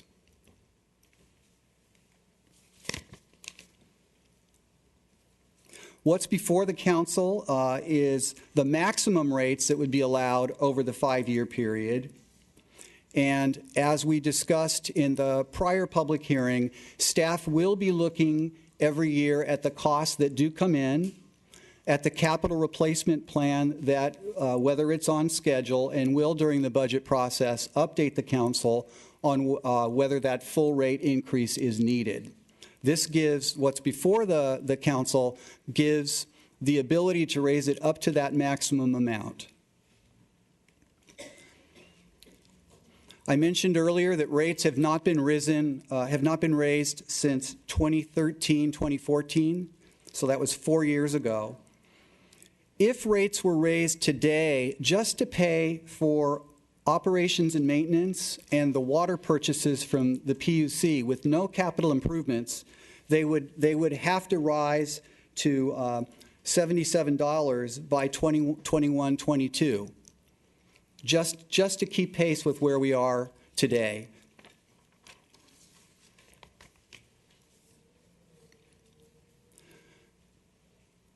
What's before the City Council and what was mailed to all the residents and the property owners is a 5-year rate plan that would start out at $68 per month for single family, for an average single family, and would go to an average of $106.80 within 5 years. So to contrast that, that's the purple line. You can see that about half of the increase is just to pay for the O&M, the operations and maintenance, and the water purchases costs that we haven't raised rates to keep up with. Another way to look at it is going back to 2009 or 2010, 2011, if there had been steady rate increases each year of roughly 7.3%, Millbrae's rates would be in the same place. So part of the increase is the cost of deferring needed improvements and needed rate increases.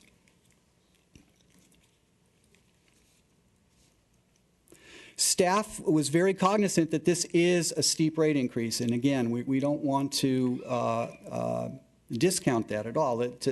Staff acknowledges that. We looked as best we could at other alternatives.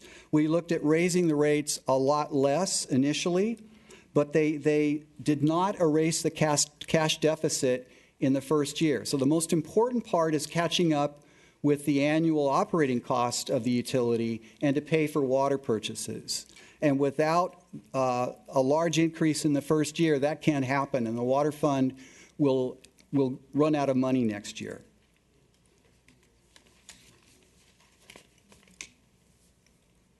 As a result of deferring rate increases, Millbrae's water rates are actually among the lowest among surrounding cities.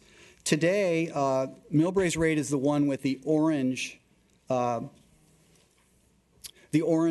It's in the bottom fifth of the cities today on the peninsula.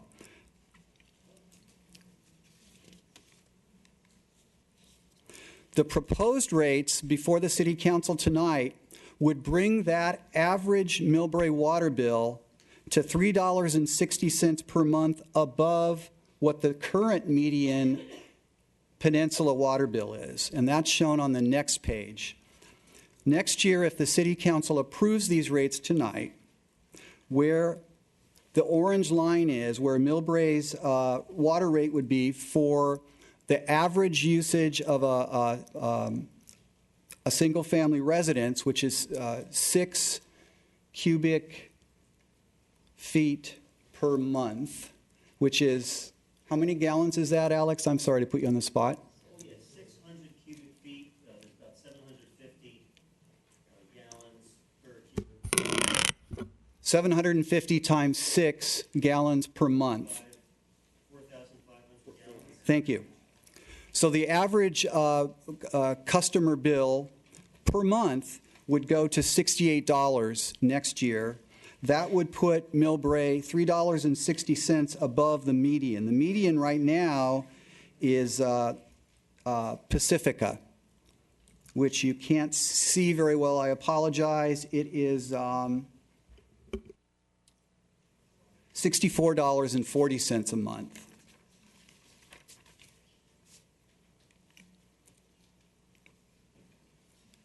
I mentioned again that part of the dilemma, and you can see it on this chart very clearly. I'm going to step up to the screen with the microphone.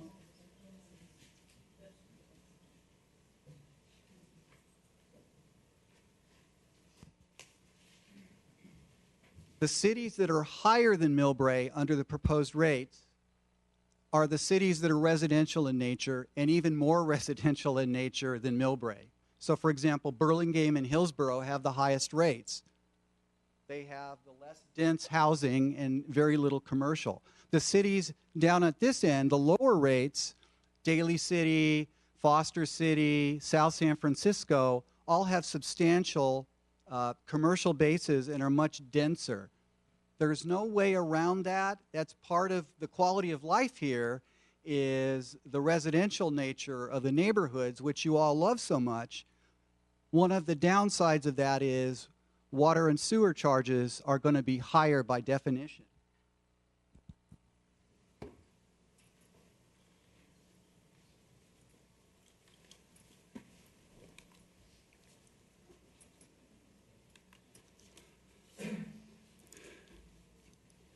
Even though other cities have been raising their rates more regularly, they're still Menlo Park. These are the cities that are raising their rates as of July 1st. Menlo Park, Redwood City, Belmont, Burlingame, Hillsborough, San Bruno, Atherton, East Palo Alto, San Carlos, San Mateo, and South San Francisco.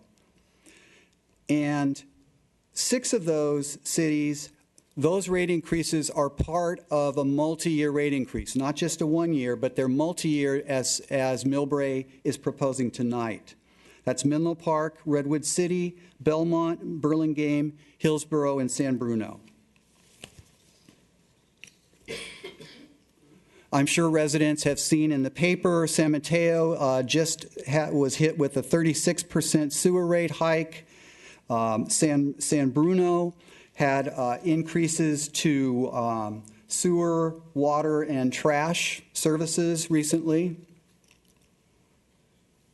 And again, we talked about this in the last public hearing. There is a customer assistance program in place.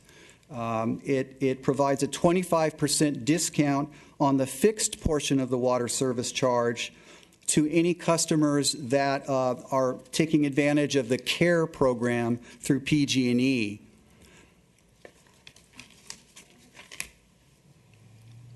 So we're back to the Proposition 218 process. Just like in the last public hearing, we mailed a notice to all the property owners and all the residents. It talked about the proposed rate increase. It talked about the methodology, the basis for that increase. It gave the date and time and the location of the public hearing, which is tonight. And that was mailed 46 days in compliance with the state law. The proposed rate increases are also subject to a majority protest, as were the Clean Bay charges that we had before you before. So again, if after tonight's public hearing there is not a majority protest, the council can consider adopting the proposed water rates, which are proposed to go in effect on July 15th. So again, staff recommends that council ask staff questions, hear public testimony, ask for final written protests, close the public hearing, take a break to tabulate the protest, and then consider the rate increase. Okay, we have a motion from Vice Mayor Pappen and a second from Councilman Lee to open the public hearing. Your votes, please.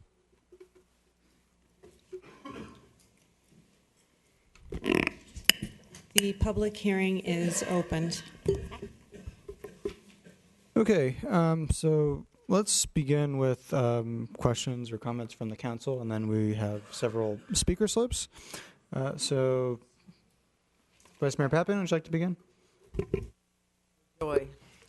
Okay, I do have some issues with the report, and I think they follow along the lines of one of the letters we got. First and foremost, let me say that this whole situation is, all right, I got the mic. If anybody out there has any better ideas, please offer them up here. But the reality is, these pipes are 60 to 70 years old. And watching them break here and there, and 7 at one time, and 2,000 residents without water is tragic. This is something that we have to now fix.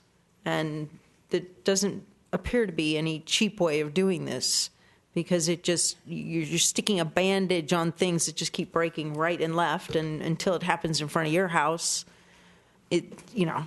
people are not concerned. Our primary job here is to ensure the safety of the water system, and we're trying to look at the best way possible to do that. So the fact that it's been put aside for 60 years is not good. If you have a home out there with a roof that's collapsing, and you can't wait. We're kind of at the problem and the point in time where we can't wait, and the longer you wait, the more expensive it gets. So this is not a good situation. We know that, and we want to hear from people. And please, if somebody's got some good ideas too, I know everybody's mad. We're all mad. But please, if you can too, offer something up, or you know other cities have done something, that would be great. The problems I have with the report here are what were listed: salaries and benefits. What are we getting? Who does that entail? How many? I want to make sure if we are spending money, it's done in an efficient and accurate way here, and you can't tell from this report. So to increase rates and say, hey, we're going to fix this, if we need more staff, I want to know that. I want to make sure that we do things appropriately and they do get fixed. So I need more details on what that entails here. Nobody wants, appreciate everybody's hard work and effort, don't get me wrong here, but nor do we want to know that all of a sudden everybody's going to be getting huge raises. We want to see things completed and done, and that's the whole part of this. Also, the overhead allocations, general liability, what is that? I'm looking at table 10, and I know we won't have the responses. So supplies and services, other factors, and also this pipeline and other improvements. I know we did get a breakdown of some of what these other improvements are, capital repairs and improvements. I am deeply concerned about the water tanks, which are currently inefficient and seismically lacking.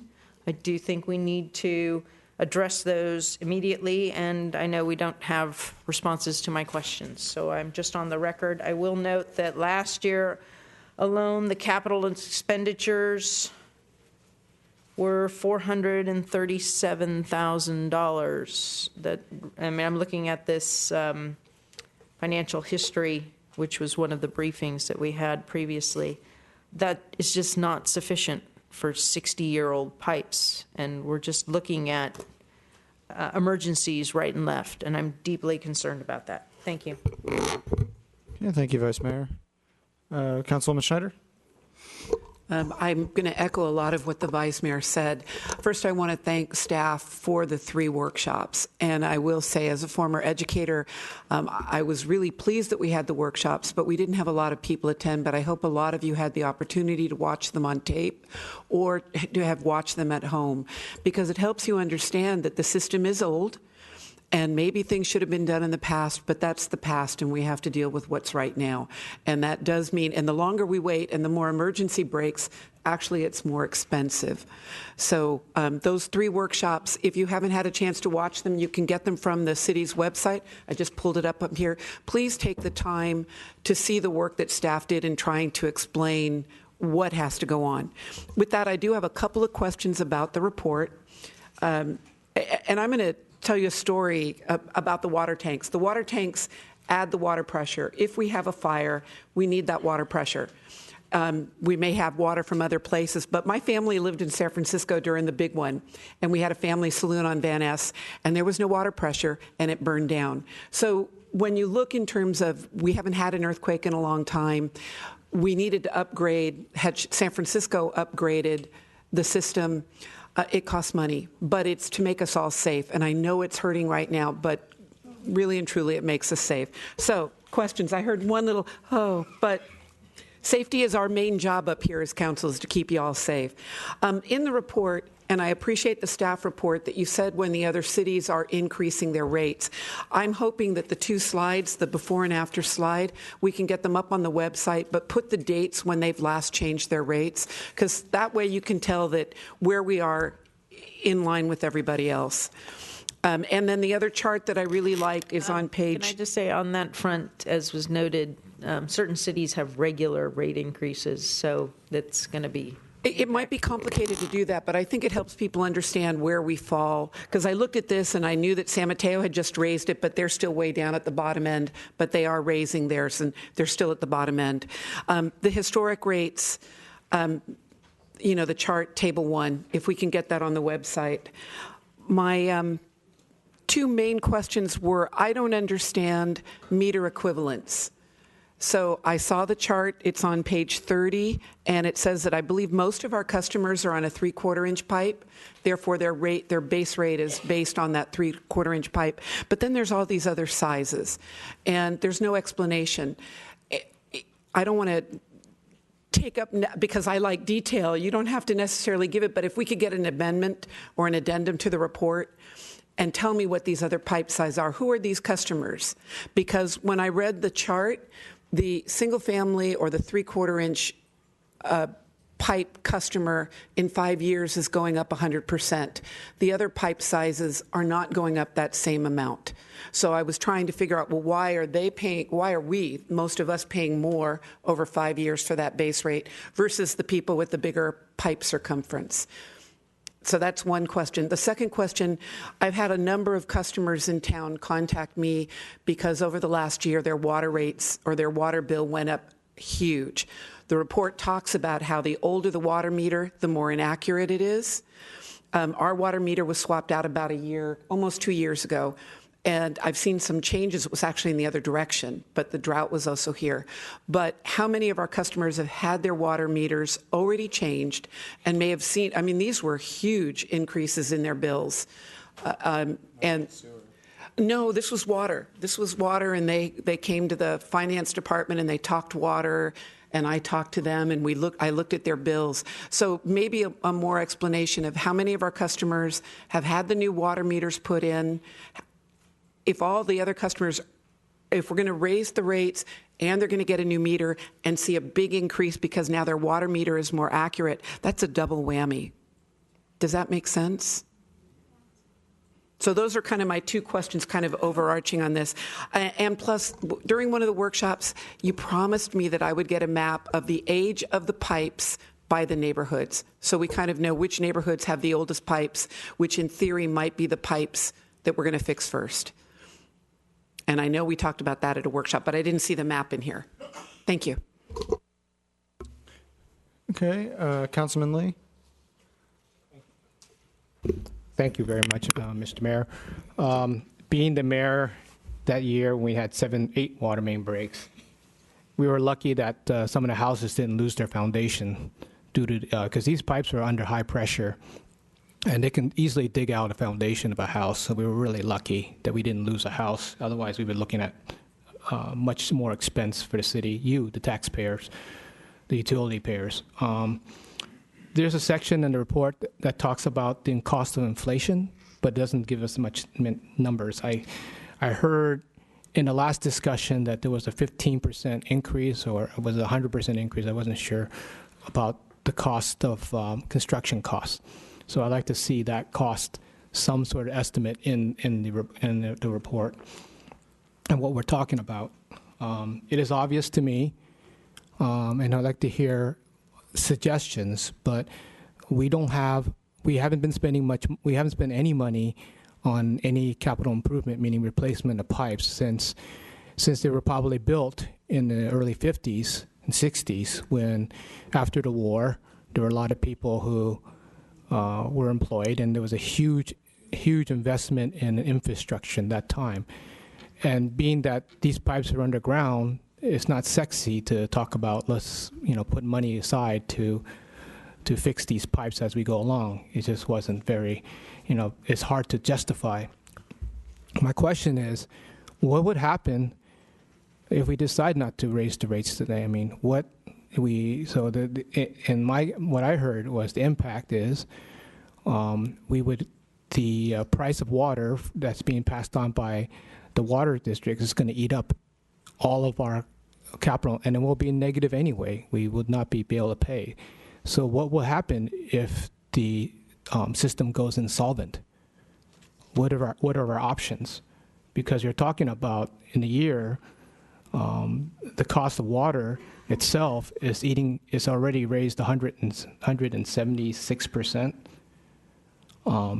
and we have come to a sliver of how much we spent on replacing those pipes. And I need to know what's the average, how many pipes have we break, how many pipes are breaking, because I just found one on Broadway a couple of months ago. There was a sinkhole that developed in the middle of Broadway. And then a couple of years ago, there was a huge water main break on Victoria. So how often is this happening? And I'm really concerned about the water towers, because I know we're spending more money retrofitting and repairing them than just to replace them. And if a water tank breaks, we're talking about several homes not being just inundated but water just knocking these houses off their foundation. And they're downhill too. So you can imagine millions of gallons rushing downhill. What that's going to do to the neighborhoods on the estates area. And not too long ago, about a month ago, South San Francisco closed their water tank because there was a fear of contamination. And so they shut off all the water to houses, and everybody was given bottled water, something they're doing in Ferguson. And I don't want to see that either. So I'm just worried that, what are our options other than that to, what happens if a water tank is closed? What's the impact? How long is it going to take us to repair it? Thank you, Councilman Lee. I think it's pretty clear that the rates are going to have to go up significantly, just to cover, even if we don't do anything at all, just to keep our fund balance in the black and cover the exorbitant rate increases that have been passed on to us from the San Francisco PUC. We're going to have to increase the rates. And also, with the maintenance that's needed, we're going to have to increase them a bit more. What I'm not completely convinced is that we necessarily need to increase them quite as much as has been suggested and recommended to us in the staff report. So personally, I would like to see staff come back to us with a couple of alternatives to consider that are able to, the rates would be able to cover the PUC increases, the wholesale rate increases to the city, would be able to cover some water pipe and infrastructure replacement over the next several years, but maybe not necessarily 2.8% a year, maybe 2%, 2.5%, something like that. That is, a constant improvements to our system over time. The other question I have is about our capacity as a city, being a fairly small city, relatively small staff, to be able to operate that type of project every year, $3 million a year. So I think that may be slightly ambitious for a city of our size. I know we have to do many improvements to our system, but maybe there's something slightly less than that that's a little bit more palatable to the public, that's still being responsible, that we could consider as an alternative to this. Councilman Schneider, I believe you had one comment. I forgot I did have just clarification, and I think you talked about this. With the potential developments that are coming in front of us, that would be adding more customers that would spread the fixed costs out. So let's say they get to us and they break ground in 2018, would that help stabilize the rates? Would that allow us to do what the mayor is suggesting, bring the increases down to 2 or 2.5%, assuming that some of those projects do break ground? And does the public understand that, as you said, we have a very small commercial base, so the residents have to pay more. If we add to our commercial base, we have more businesses helping spread the fixed costs. So let me suggest that we step back, if the council's desirous, and have the staff present some of the information that we went over at one of your study sessions that I think will address some of the issues that you're talking about. So if you give Jim and Cyrus just a minute, they'll wind the wheel back and look at what a slightly lower increase would do in terms of not only cost but also upkeep to the system. The council may recall at, I believe it was the first or second study session, staff initially came in with a capital replacement plan that would replace 2% of the system per year. Staff didn't feel that was ideal because it would take 50 years to replace the entire system. The council asked us to come back at a later date, which we did, with a more aggressive capital replacement plan so that we didn't have 80 and 90-year-old pipes at the end of the 50 years. That's how we got to where we are now. We do have numbers from before when we had the 2% replacement per year. And Deanna, oh yeah, that'd be great. And again, I want to reiterate that a big part of the rate increase, my recollection was on one of the charts, was it going to $67, $76 by year 5 just to keep up with O&M costs. So half of the delta between where rates are now and where staff has proposed is just for O&M and water purchases. So while Deanna's doing that. Can you kind of avoid the initials? Operating and maintenance. Sorry, I get it, but. Operations and maintenance. Those are the crews that you'll see going around the city in their trucks, repairing, doing patchwork and doing minor repairs to the system, but not major upgrades.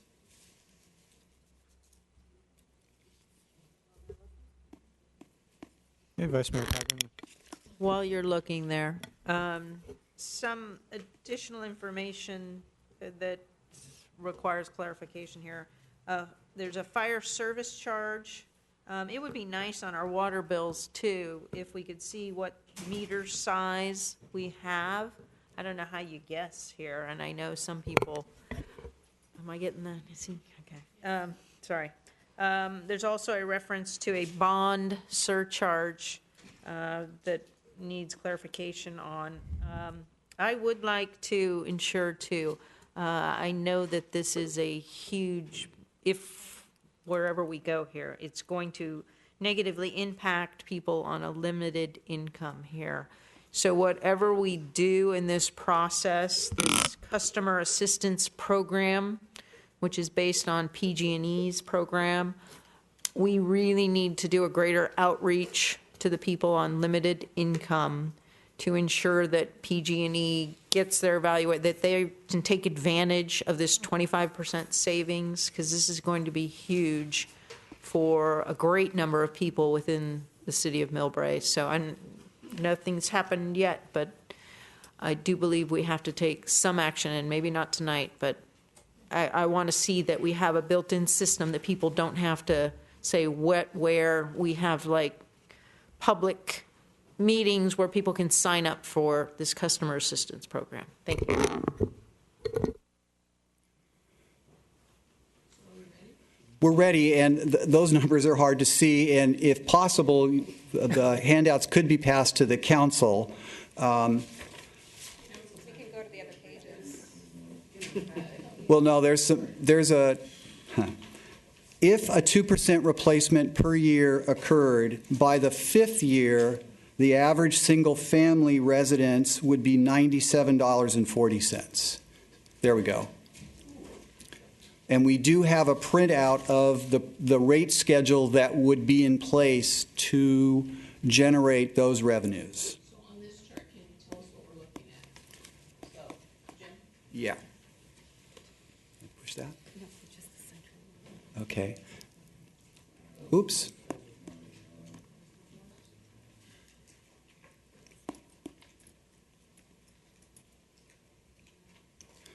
Can we go back to the one you had up? Okay. The red line shows what constant rate increases would have been had we started in, and Deanna, I need your help because I can't read that from here. I think does that say 6.5%? If we'd started in, it looks like 2009, 2010, with constant 6.5% increases, we would end up at $97.40 as an average single-family water bill in the 5th year of this rate program. That's where the 2% replacement per year capital program would get at the end of that time period. And again, we do have an alternative rate schedule that reflects this with us tonight.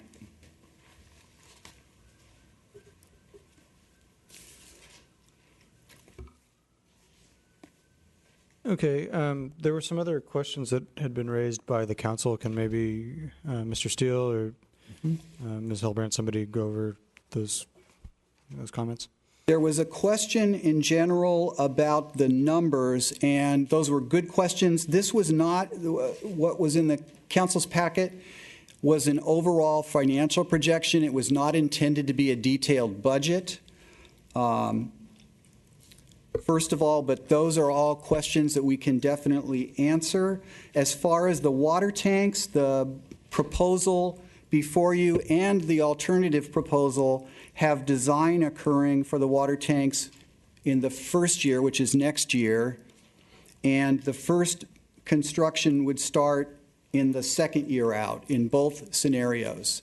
And the water tanks would be replaced over a 5 to 7 year time frame. Both of these scenarios are adequate to fund the water tanks. The difference is that instead of a 2.8% replacement of the system per year, it would be 2% with the lower rates. Along the lines of the water tank replacement, and you mentioned the seismic stability of that, do these seismic numbers change? Who sets the standards for establishing what is seismically sufficient?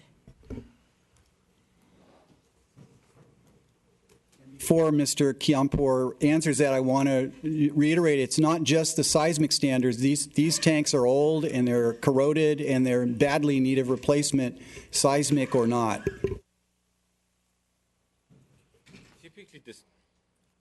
Typically, the seismic standards are set by the building codes, and building codes get revised every 3 years, where you have a new cycle of codes coming in, typically on January of each 3-year cycle. And I think the last code cycle was January of 2016.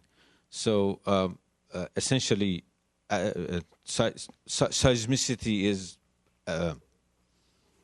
dependent upon closeness to the seismic, if you will, fault lines, as well as the geologic conditions and the type of soils that you're on.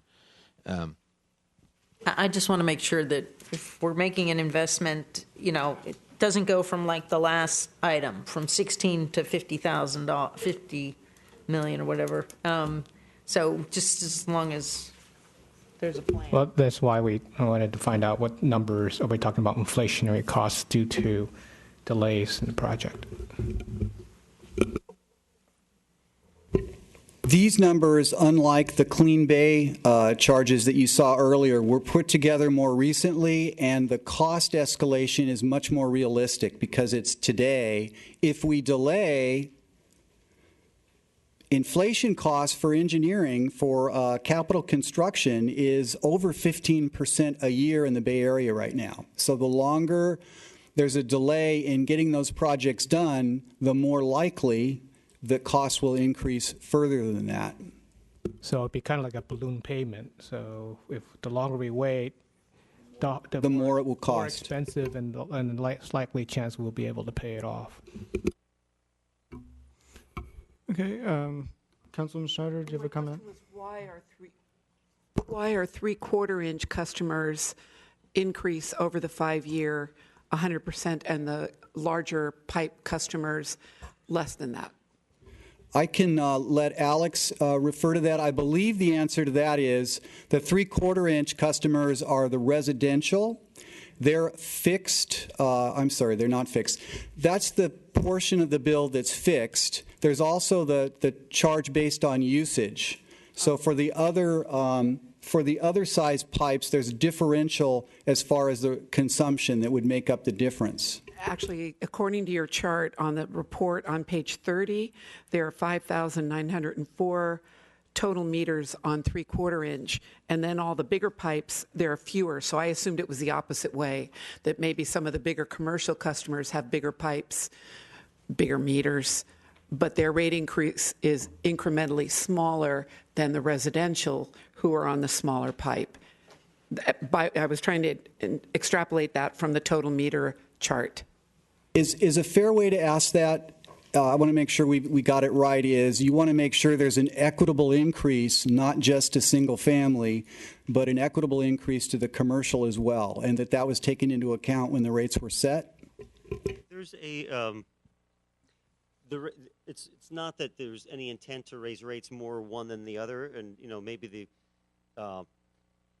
what it comes down to is there has to be a reasonable proportion between the different rate charges. So the rates in the past, I don't know what they were based on. You've had historical rates in place for a long time. The new rates have been aligned with the American Waterworks Association meter capacity ratio. So if a 2-inch meter has, 8 times the capacity of a 3/4-inch meter, I don't have all the numbers in front of me right now, they would pay a charge commensurate with that higher level of capacity in relation to that of the 3/4-inch meter. So all the meter ratios now are kind of brought into alignment with the meter capacity standards that are out there, this is done widely in the industry. All these rates have to have a reasonable nexus and defensible basis for relating to the cost of service. So maybe something was done in the past to give one customer a break over another, but going forward, we're trying to make sure everything's aligned and fair so all customers are paying their fair share. So then actually there's a fourth reason why the rates are adjusting. They're adjusting to make up the difference for what San Francisco charges us for water, for operations and maintenance, and infrastructure improvements, and now to remove what would have been a commercial subsidy for a residential customer is how I would read this, based on the number of meters and the types of business structure that we have. It's not exactly perfect. Those numbers don't add up. Yeah, well, the new numbers we know are fair because they're based on kind of industry standard methodology. I don't know about the old stuff, but at the same time, there's also larger customers use more water, and they're going to be paying more in the variable, the quantity charges. Can you hold the mic closer? More than the fixed charges. You got to hold the mic. Sorry, can you hold the mic closer? I Sorry, hear what yeah. you're saying. What I'm seeing is that the bulk of our customers, 5,900 of our customers, are seeing over 5 years an incrementally larger increase in the fixed cost. That may be the case. Bringing them all into alignment, you might be, that looks accurate. Okay. That's an unfortunate. Well, at the same But I also understand that we all pay our own way. In my field, we've been trying to remove the commercial subsidy for residential, and this feels like it's the same thing. I'm sorry, it looks like for the 3/4 inch, it goes over 5 years from 15 to 30? It goes from 15 to 30, which is a 100% increase, but this is not a 100% increase. Well, the other ones are more than... the other ones are doubling. Few yeah. of them. Okay. You might just be comparing. Okay.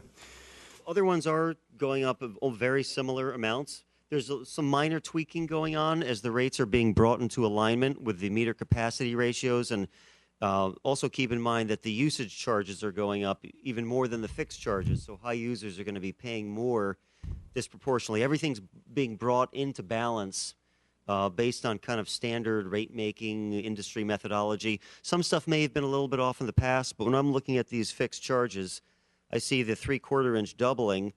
I see the 2-inch meter doubling as well. You know, the 4-inch meter. So most of them are doubling. You might just be looking at the 1-inch meter. No, I looked at all of them. I did a little bit of math on all of them. Oh, on the 2-inch? It's only the 1-inch meter that's not going up, doubling, because they are currently probably paying a little more than they would have using the same meter capacity ratios right, that 2 are being inches used doubling. going forward. I do have one follow-up question to that, and then we do have several speaker slips on this topic. On page 4 of the staff report, it references a fire service charge, and that does not seem to be incorporated in the average bill amount. So if we can get some clarification what that is exactly. Many agencies have some customers have a separate private fire service connection. I don't think any of your residential customers, this is just some larger commercial customers have separate fire service. So often there's a fee that's associated with The that. school district has, for example, at Cappuccino High, the school district has a fire service, and they pay that amount on a monthly basis. Residents don't pay that. However, I think they're playing San Bruno. Cappuccino pays us.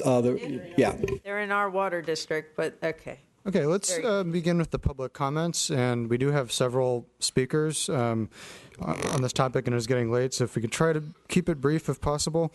The first speaker is Laura Smith.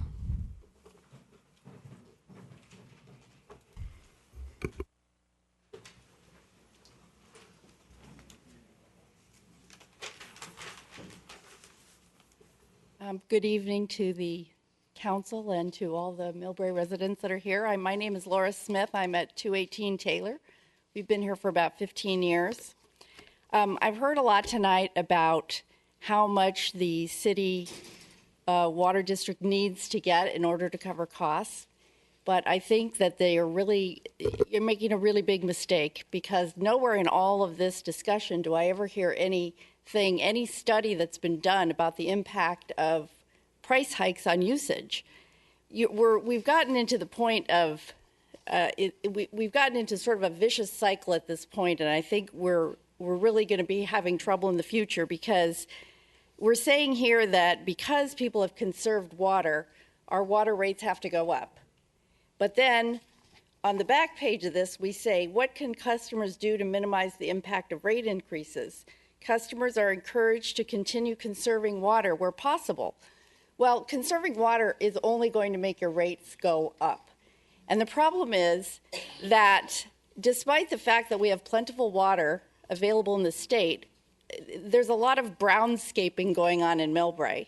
And I think that this was referenced, by some others. And these rate increases are only going to continue that trend. I mean, these people may not be here at the meeting. They may not have sent you a letter, but they vote with their spigot.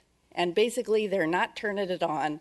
And these rate increases are not going to encourage anybody to start watering or doing anything else with water.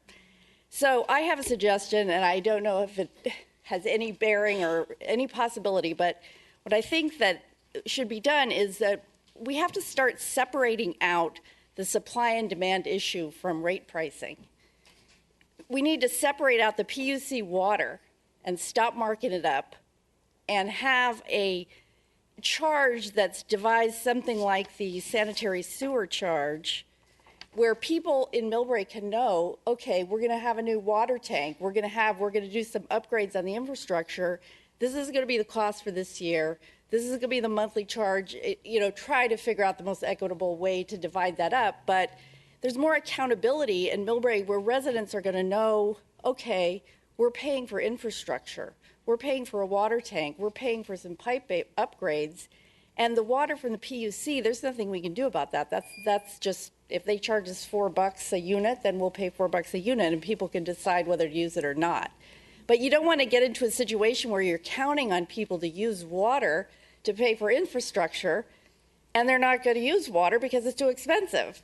So it's just a vicious cycle that I can see getting worse and worse as time goes on, and that would be a solution I might propose, because I felt like the sanitary sewer charge, despite not actually loving it, but the way it was done, at least I felt like I knew what I'm getting. I'm going to get something, when it's all done, I'll know what I get. All right, thank you, Ms. Smith. Okay, the next speaker is Arafat Hilmi. Arafat Hilmi? No? Okay. The next speaker is Cindy O'Neill. Okay. Next is Joseph Graff.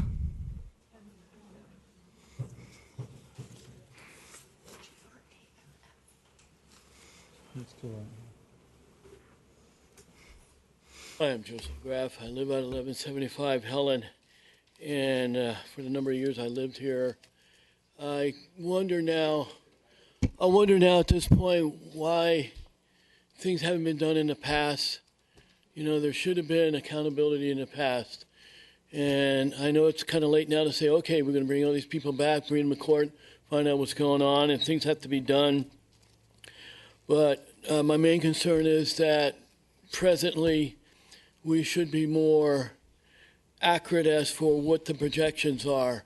And we should focus out by saying, okay, this year we're going to do so much, because we have to stay within our means. My budget, we stay in our means. We don't go way overboard on that. So, and I think that's what we really need to do here, is to stay within our means. We know these things have to get done. That's fine. But let's stay within our means doing it and be practical about it a little bit more. Work on a better system to accomplish these goals. We're not going to say, oh, no, don't do them. We know it has to be done, but we're willing to have it done reasonably, not where it's going to kill us. Okay, and that's the main thing here, all I have to say on here. I was going to say a lot of negative stuff, but this is the only way to go about it on there. Like my home, I do so much each year, just like with the roof, same thing there. Take it little by little that I could afford. And that's all I got to say at this point. All right, thank you, Mr. Graff. The next speaker is Nadar Rabahat, or Nadar Rabahat.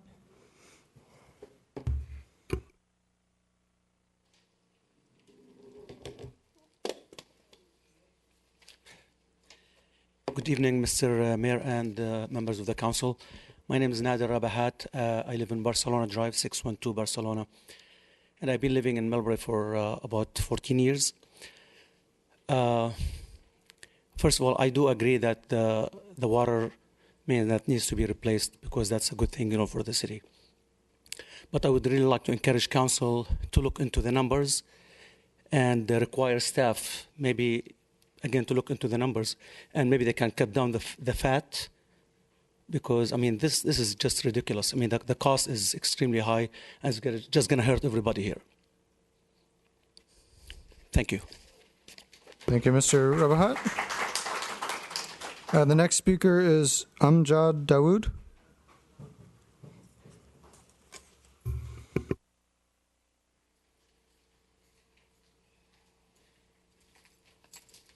Good evening, everybody. My name is Amjad Dawood at 602 Cappuccino Drive in Millbrae.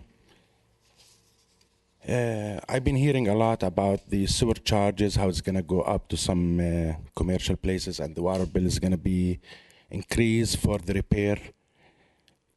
I like to know how much the total on the bill, because I believe all the customer here and the resident, they like to know what's their total bill is going to be. That's the main concern I think everybody concerned about. I understand you said it's going to be probably $75 in Millbrae, but how come we receive $450 bill? And I'm in low income. I tried to get that discount in the past many years. About a few years ago, I sent letter to the mayor, to the council, to the city manager, and to the water department manager. Never got response. After being visiting the Millbrae water department for almost 10 times, finally I got the letter back. It shows we cannot give you any discount, especially my wife in dialysis, and she have to use water daily, and that's going to affect her life if she cut down in water usage. I tried to get some discount, whereas everybody give for disability people discount, and they refuse to give me anything on that. I like to see, like I pay them now $450 every 2 months. With the increase, how much my total is going to be, whereas my yearly income is $25,000. This is going to be like property tax payment. When everybody see the property tax like a big payment, this is going to be, if you calculate it for a year, it's going to be a property tax payment. Thank you very much. Okay, thank you, Mr. Dawood. The next speaker is Bonnie Patton.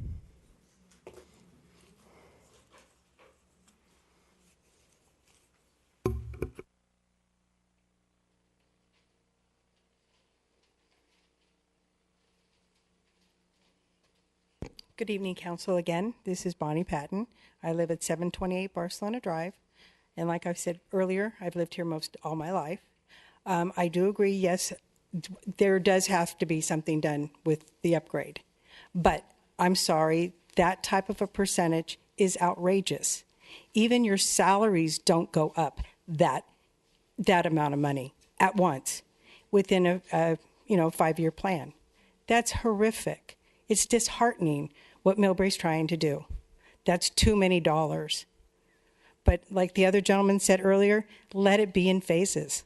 Show us some proof, because we're not seeing anything. That's what we need to see. But please, don't raise it that high. It's going to hurt all of us, not just one individual. Listening to this man with a disability, that's horrible. And we don't look at that until something happens to you or a family member. So really, please think about that high of an increase. Like I said, it's not fair. We don't get that in our wages. Thank you. Thank you, Ms. Patton. The next speaker is Marge Colapietro.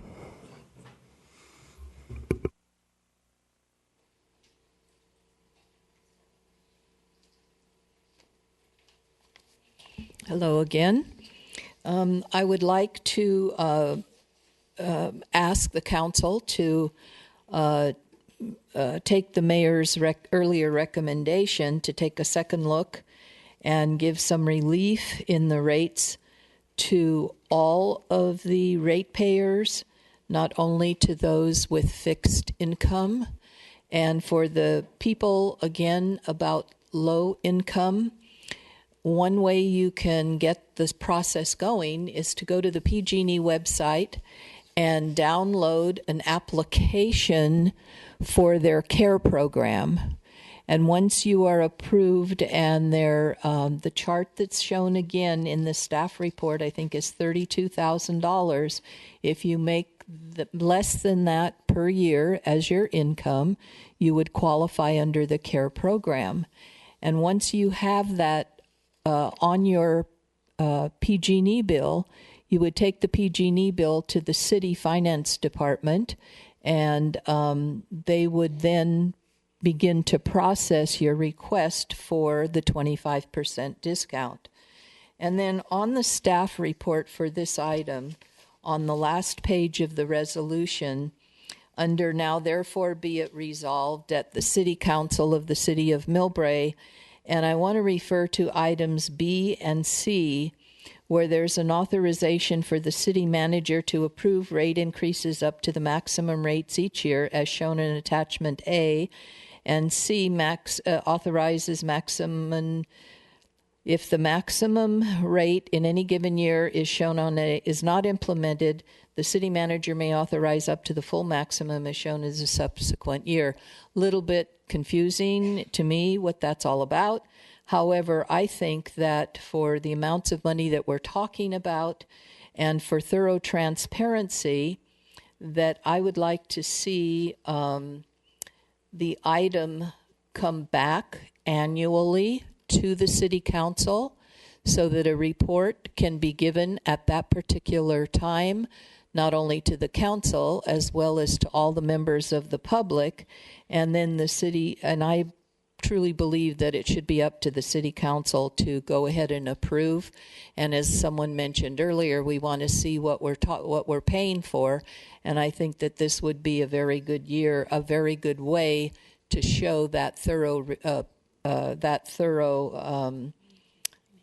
transparency.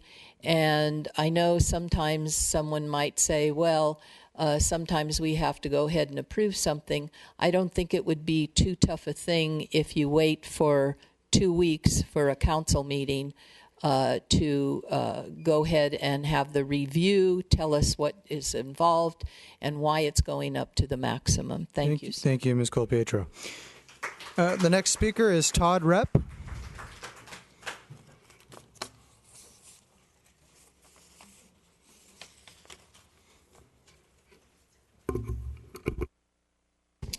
Todd Repp, 278 Magnolia. Mr. Mayor, Vice Mayor, members of council. I think what's at the heart of the matter tonight is a matter of trust. We understand that there is money required to fix an aging infrastructure. There's no doubt about that. I think what's lost is the trust that we had that the high bills we already spend our money on was our belief that it was being spent in the right place already. So correcting that is probably one of the biggest things that is needed to rebuild that trust. I think before we even begin to have a dialogue about how we improve things, we have to have a dialogue about what's happened in the past and how we fix those problems. There's an elephant in the room, staff attrition. All my interactions with staff have always been very professional.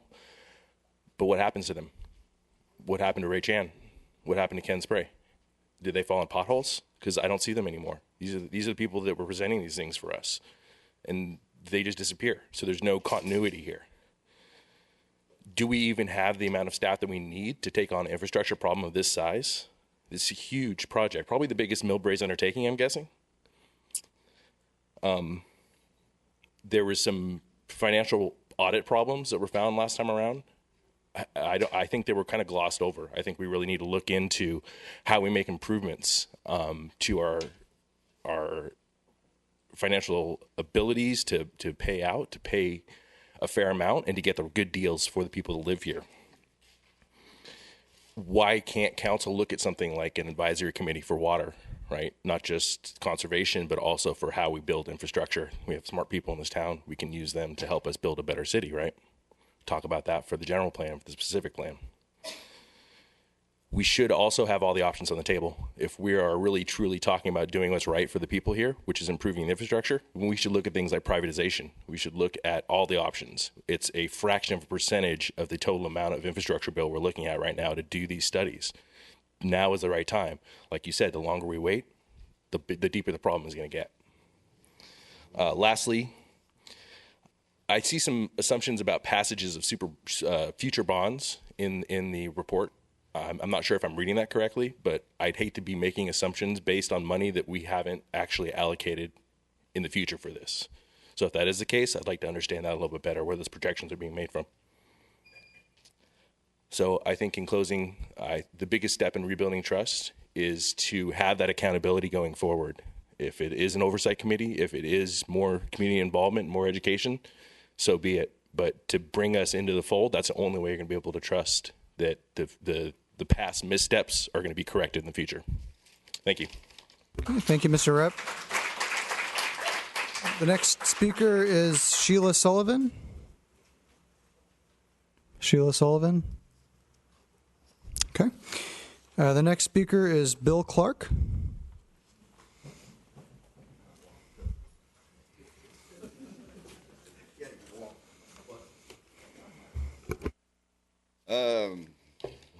Mayor, council, Bill Clark, 63 years in this town, city.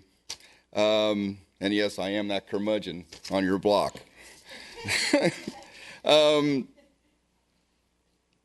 You talk about a 30-year bond. I'm going to go back to, to me, water, sewer, it's all the same, okay?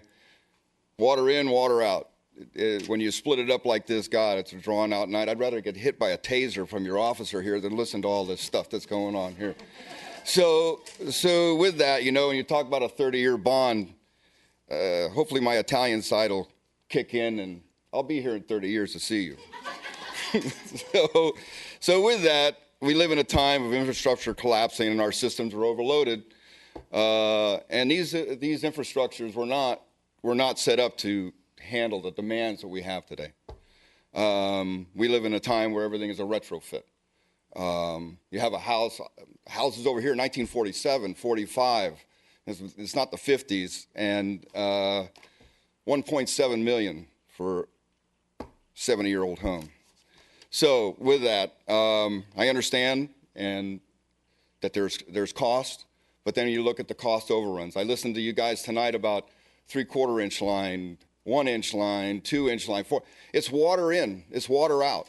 I don't know why you penalize somebody for a 4 inch or whatever it is. If it's more to maintain that valve, then I guess the owner takes care of that valve. But whatever the usage is, the usage is. To keep adding, we always add costs here in government. Oh, you got this, you got that, it's going to cost you more to do this, it's going to cost you more to do that. That's crazy. But I understand that it does cost more to run. So, and then also the lady brought up about conserving. We conserve, water rates go up. We recycle, tonnage goes down. You charge us more.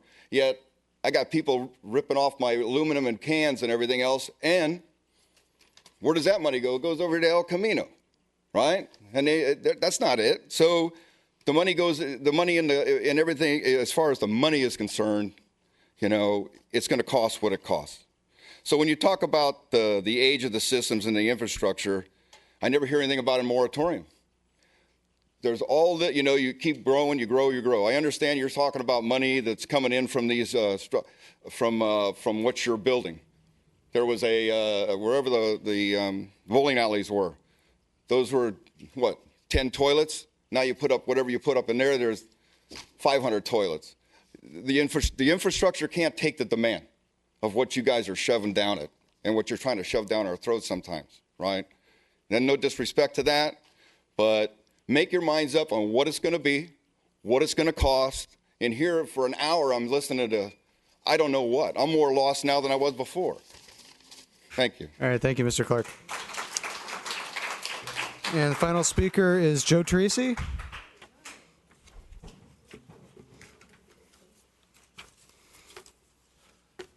Good evening. I'm Joe Teresi. I live at 5 Bluebell Court, and at the risk of being unpopular in this room, I came actually this evening to speak in support of the measure. Not because I like it. I don't like paying more, but to me, it seems like it's a necessary thing. So I'm supporting it for two main reasons. One is that I think it's very important that we continue to have a safe and reliable water system in the city. And secondly, after reading the reports, it appears to me that the cost of having an up-to-date and current and effective system is reflected in the rates. So to me, it's fair. Again, I don't like it, but it seems to me that it's reality. I guess my main objection would be I think that we're kind of late at this. I think we should have started many years ago at increasing the rates in a more incremental fashion so that we wouldn't have this huge hit at this point. I think it would have been better to start improving the system incrementally rather than waiting until now.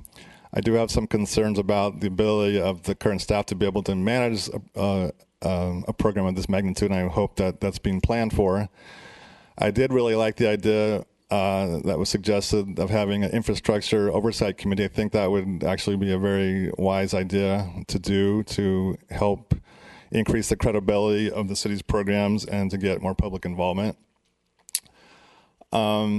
But to me, this kind of a fee is more transparent than most of the taxes that we pay to the government for stuff that we pay sales tax, we pay property tax, and we're not sure where it goes. These fees are specifically for a very detailed and specific purpose, and that is the maintenance of the water system. So to me, that seems more straightforward and easy to understand, and that it's quite fair. It's based on the cost of service, basically. And I guess the other thing I would just maybe say to offer up is that it's important for people to understand that this is how we pay for the water system. None of the other taxes that we pay, whether it be sales tax, property tax, income tax, none of that goes towards the water system. The water system is 100% funded by these rates, and 100% of the money that's raised is going for the water system. So, you know, again, it's probably the most straightforward and transparent part of government that there is, these utility funds where we're basically paying for the cost of this service. And I think water service is something that we all value and is a critical part of living in a civilized place. So all that being said, again, I don't enjoy paying more, but I think it's reasonable to support the rate increase as proposed. Thank you. Thank you, Mr. Teresi. Okay. Looks like we have another speaker. Sure. Can you just fill out a speaker slip once you're done? And can you please introduce yourself at the podium? Do I use this? Either one? Okay, cool. Which one is better? This one? No, I'm not singing today, so.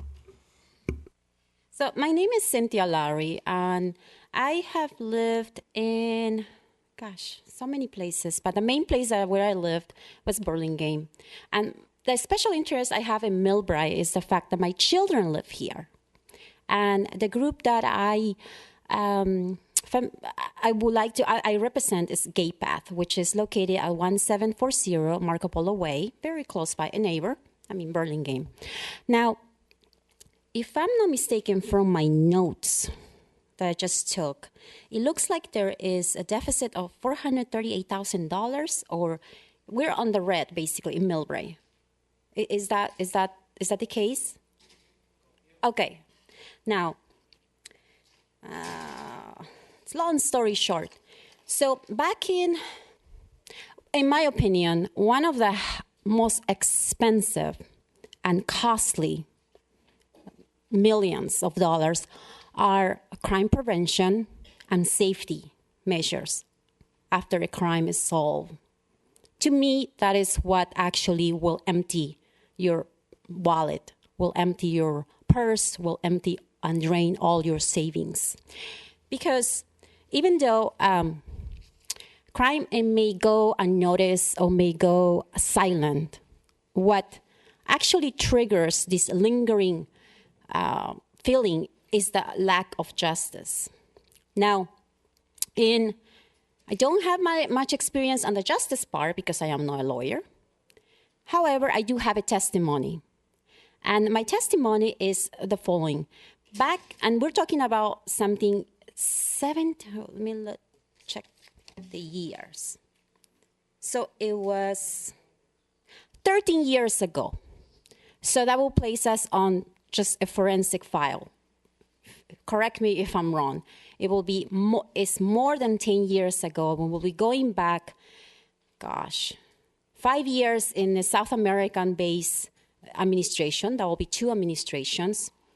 And that is a very long time. So this is something that I would like to present as an idea in order to change what has happened to me into moving forward. Because even though we'll talk about justice and justice this, it is very costly. It's extremely costly to go back and forth and convince 12 jurors that someone is guilty beyond a reasonable doubt. And time is of the essence, and that makes it even more exponentially costly. And I have worked very, very, I don't want to say hard, I have worked very patiently, day in and day out, in order for it not to be an issue. And back in 2004, I had... my time is expired. I'm sorry. Okay, back in 2004, the legal aid of San Francisco was essential for that crime to be ID. So if I were to look for money, because I work as a life insurance agent, it can be found as a reimbursement of what I had experienced. Sorry, your time is up. So my suggestion, check with Lieutenant Gavin Newsom and check with Captain Lee regarding that. And you might be able to solve this in a little bit more legal way, rather than rushing and trying to find pennies in the empty. Thank you very much. And can you please fill out a speaker slip on your way out to submit it? Okay. Do we have, looks like we have a motion from Vice Mayor Pepin. This is to close the public hearing? Yes.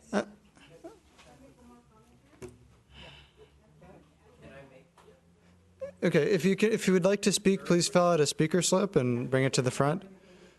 You have to come to the podium. Yeah. Come on up. You already spoke, though. Yeah, you've already spoken. Yeah, I'm sorry.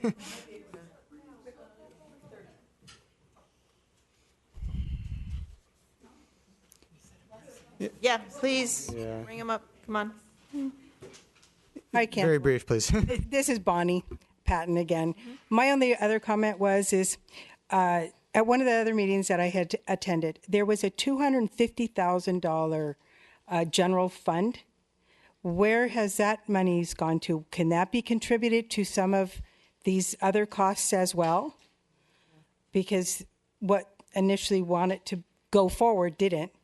But can't some of these funds get allocated for the increases? Just a question. Thank you. Thank you. The next speaker is April Yang, followed by Al. Or not. You spoke earlier, so yeah, thank you. Hi, good evening, Mayor and Speak right into the microphone. Okay. Hello, everybody. So my name is April. The new resident of the Millbrae. Okay, I live in Aviata. Okay, so I visited Oregon and visited Mount Shasta, Susuyu County. There's a small little town called Weed, and then they have this water war. That who's controlling your water, and then actually the small towns is actually all get it together to stand up to the water bottle company. What is that? But living in the city of Millbrae, we definitely love Millbrae. That's the reason why after we finish school and jobs, then we'll move back to the city. However, we're talking about rate increases. We understand that it's necessary things to do because there's improvement in this project. However, being a citizen of Millbrae, I feel like because I'm paying the bill, that I actually feel like that we're the substandard citizen because we have to pay SFO. And on top of that, we have to pay water bill. And not only that, just that increase, but however, it all add up together and become a really large bill. And I live in a neighborhood where all my neighbors are living on fixed incomes. And to the increase to a level that their feedback to me because they can make it tonight. The feedback to me that they actually talked to me, they say is that they're going to have to make the decision whether they're going to pay the bill or they have to eat. And to me, I'm in the healthcare myself, and having those people living in fixed income to consider whether they have to, they have to make that choices, that actually breaks my heart. And being a caregiver persons, that also, when we talk about taking care of basic human needs, that we're talking about food, water, shelter, clean air. That's the basic human that needs to survive. And one of the major issue is the water. And if we're going to increase the prices on the things that people are relying on to survive, on top of that, being the resident of Millbrae, you have to pay SFO, the additional money on top of that. So can we consider that part or put on a table, like what is really fair to people that is doing business in the Millbrae, or for the people that's living on a fixed income, or for people that live in a single family home? And can we come out with a different plans, for them, options for them to pick them, so they don't have to make that choices, like thinking, should I pay the bill or should I eat? So that's Okay, thank you, Ms. Yang. Thank you. Bye-bye. Okay, the next speaker is Al Ardolfo. Very brief. Very brief, okay. Thank you. The lady that was in the back that lived on Taylor, I think she really hit the nail on the head when she said that we have gotten into a vicious circle, increasing the water rates, Get closer to the mic. They want increasing the water rates and discouraging the use of water. To a point, I don't think we can really do that. I understand that we need to improve on the infrastructure, and I think making that a separation, as she suggested, might be a better solution. It probably, in the end, would not save me any money, but it would make it more palatable, and I would know where it was going. But increasing the water rates and discouraging the use of water, it kind of goes hand in hand with what I mentioned earlier with deteriorating landscaping and just people not wanting to use the water because of the high water rates. I think she brought up a very good point in keeping the two separate, maybe keeping the water rates a little bit lower and making a separate bill, if you will, for infrastructure, so we would know where our money was going. It would make it more palatable, I think. So, thank you. Thank you, Mr. Ardolfo. And the next speaker is Bart Willis. There's one that just came in.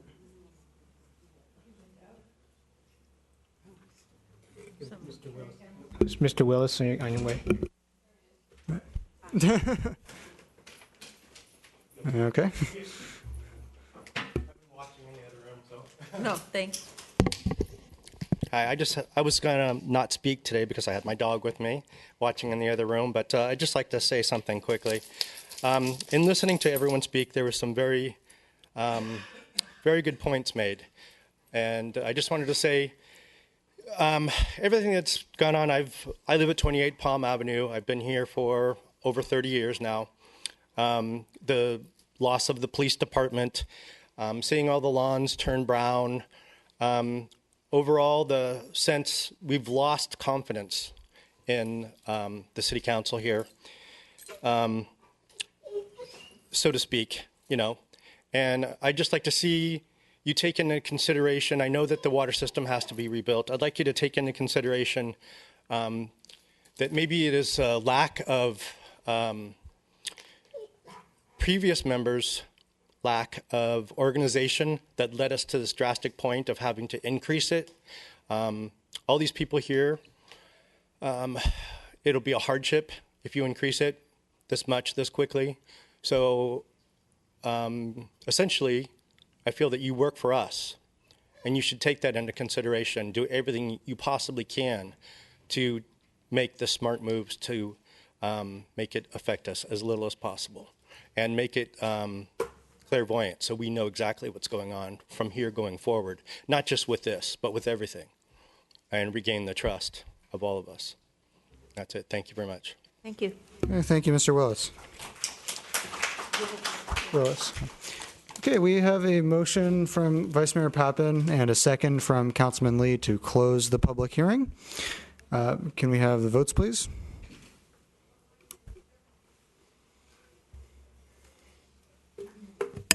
The public hearing is closed. Okay, so let's go back to the council then. Well, can staff address some of the questions that were brought up? Yeah, but can we first thank everybody for your comments tonight? They were helpful, and we greatly appreciate your coming out because we are all concerned about this. Really appreciate your being here, and there were some great ideas, so thank you. I have some new ones too. So okay, let's go to the council. My personal preference, I think, would be to have this continued to another meeting and maybe have staff come back with a couple of, not saying that rates aren't going to go up. I think it's pretty clear they're going to go up. But to have a couple of options that maybe are a little bit less dramatic than what has been proposed, and just a couple of different options for us to choose from that are still below the maximum, not exceeding the maximum rates that have been suggested. And also maybe to come back with a little bit more information if that's not available at this time from the questions and comments that have been raised by the council as well as by the public. So that's just to get that off my chest. I would agree. We need a lot more information on this. Okay. But let's wrap it up with the council here. So Councilman Lee? Yeah, so I heard a lot of things, and I heard this dichotomy of saying that there was past action. People recognize that the lack of action by past whatever council members have brought us to this point, and that just brings home the point that we need to take action and not kick it down the road again. But I also like to look at the CARE program. Maybe PG&E's limit is too low. Maybe we need to say, rather than saying, what was it, $32,000, maybe it should be $34,000 or $35,000 because the cost of living here is much more expensive. So I think we should look at that to try to help those people in need. Let me also say that my family has 4 homes here. So it's not like I'm not getting impacted, and some of us are retiring or retired, so it hurts us a lot. So it's not like every one of us live here too, so it's not like it's not going to hit us any less than you. So just keep that in mind. The other part is transparency. We all agree about that. We've been trying to be transparent as possible. You can always throw a wrench and say, oh, what about this? What about that? Yes, bring those questions out. Absolutely. But, we are trying our best to be transparent. And people can always question and say, oh, you're not being transparent, or you can't be trusted. That can always be thrown out there, especially now in the political time. That's what's going on. So if you have questions, please, send us your questions. Not us, but our staff. And I don't think we have nothing to hide because obviously we want the answers too. This council needs the answers before we can make a decision. Also, I think there's a confusion about fixed costs and rate of water. So there's 2 costs here. We're increasing the cost of the fixed cost of operating this system. And staff, you can correct me and please, maybe we need to talk about this more. What does fixed costs, what does it entail? Is it labor? Is it CIP, capital improvement, meaning pipes and water tanks? Is the rate of water just based on the amount of water we pay? Because right now, we're subsidizing the amount, paying of water by using up our capital improvement money that we should have been using on our pipes, and using that to subsidize our rates right now. So I'll just let you know that. So that answers the question about well, we encourage conservation, but you keep increasing your rate. That's right, because you still have to pay that fixed cost, and that fixed cost doesn't go away. And also, it's subject to inflation because it gets expensive to live here, and we have to pay people to operate that water system, to fix the water system. And the one thing we want to avoid today is to make sure that your toilet gets flushed. because if you don't flush your toilet, you're not going to be a very happy camper. If you don't have water, those people, make a choice between water and eating. Well, you need water too. So we need to make sure that happens. So that's the thing that we're really considering tonight. And let's see. So I think that the other thing I need to tell you is that one of the biggest priorities of this council is to create a commercial base, a bigger commercial base to offset a lot of this cost, because that's what's been lacking in Millbrae. Only 10% of our land is dedicated to commercial area, and our commercial area is highly inefficient, highly inefficient. We're making good money, best what we can with what we have now, but there's still a lot of areas where we can create a more commercial friendly base. So that's a high priority for us. Thank you, Councilman Lee. Vice Mayor Pavin? I agree with the mayor that we need to continue this because we still need answers to some of the questions mentioned earlier, and one in particular which the audience has emphasized here. When we talk about salaries and benefits, we need to know if we do have enough staff, and if we're going to be able to accomplish what needs to be accomplished. So I think that's a big part of the picture here. So, Speaker mentioned the general fund. The only way the general fund comes into play on this is with the consumer assistance program. So, and the fixed cost, not the variable. Okay.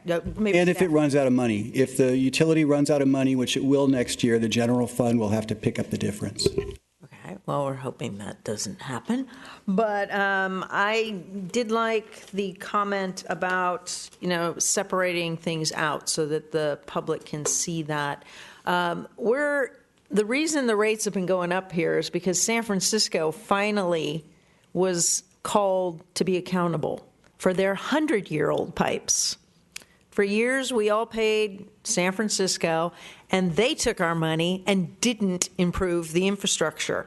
And that's the reason right now that these prices are going through the roof, just as to us buying the water from them, is that they've had to fix that. They actually have to report to the state legislature every year as to the security of the water system, the Hetch-Hetchy system, the integrity of the system overall. And for years, it was not stable and not the integrity was not sufficient. So that's what we're all paying for, and that's why the rates have been going up on their end.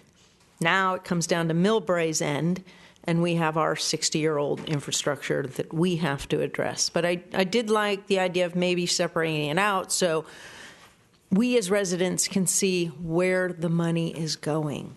And, if it's going to be water tanks, it'd be great to see on the website, here's what your water tank costs, and you can actually see that staff is making progress, and bless them, they are making progress. We have 75 miles worth of pipes, about 1/3 of which have been replaced. Now we need to work on the other 2/3. So that was one of the ideas. And again, as Councilmember Lee said, we want everybody to know what's happening here. And you now know a lot of things haven't been happening because we've been lessening the blow by the infrastructure hasn't been addressed, and it does need to be addressed now. So we have a lot of questions yet to be answered that were asked earlier, as some specifics in breaking down this proposal that I would like to see answered. So I agree with the mayor that we should continue this. Thank you. Before you go, could I just ask one procedural question? If we were to pursue something such as what the speaker had mentioned, where perhaps we charge the wholesale rate for water to customers, and then I would imagine the fixed rate or infrastructure rate, or whatever we want to call it, I would imagine would be much larger than what it currently is and what is being proposed here. If we were to consider doing something like that, would that require us to reissue notices and restart the 45-day period? Yes, it would. Yes. Because we would be increasing the fixed cost to... You certainly can, you're really changing the whole methodology. It would have to be studied, the justification for it, and we would have to make sure that it was cost proportional and that it met all the Proposition 218 requirements. So a change of that magnitude and nature would require a whole new look and a new process. And, we still have our consultant here from Bartle Wells. It's my understanding that's probably not a standard type of rate structure, correct? Yeah. Have an operating, have the water rate kind of cover operating costs and then have an infrastructure fee or something. Fee. Yeah, it's not common for agencies to try to break out the rates and then instead of fixed and variable charge, you have one fixed charge and a variable charge and a third charge. Periodically, we do see an agency break out a capital component on their rates, just so you know. It's not that common.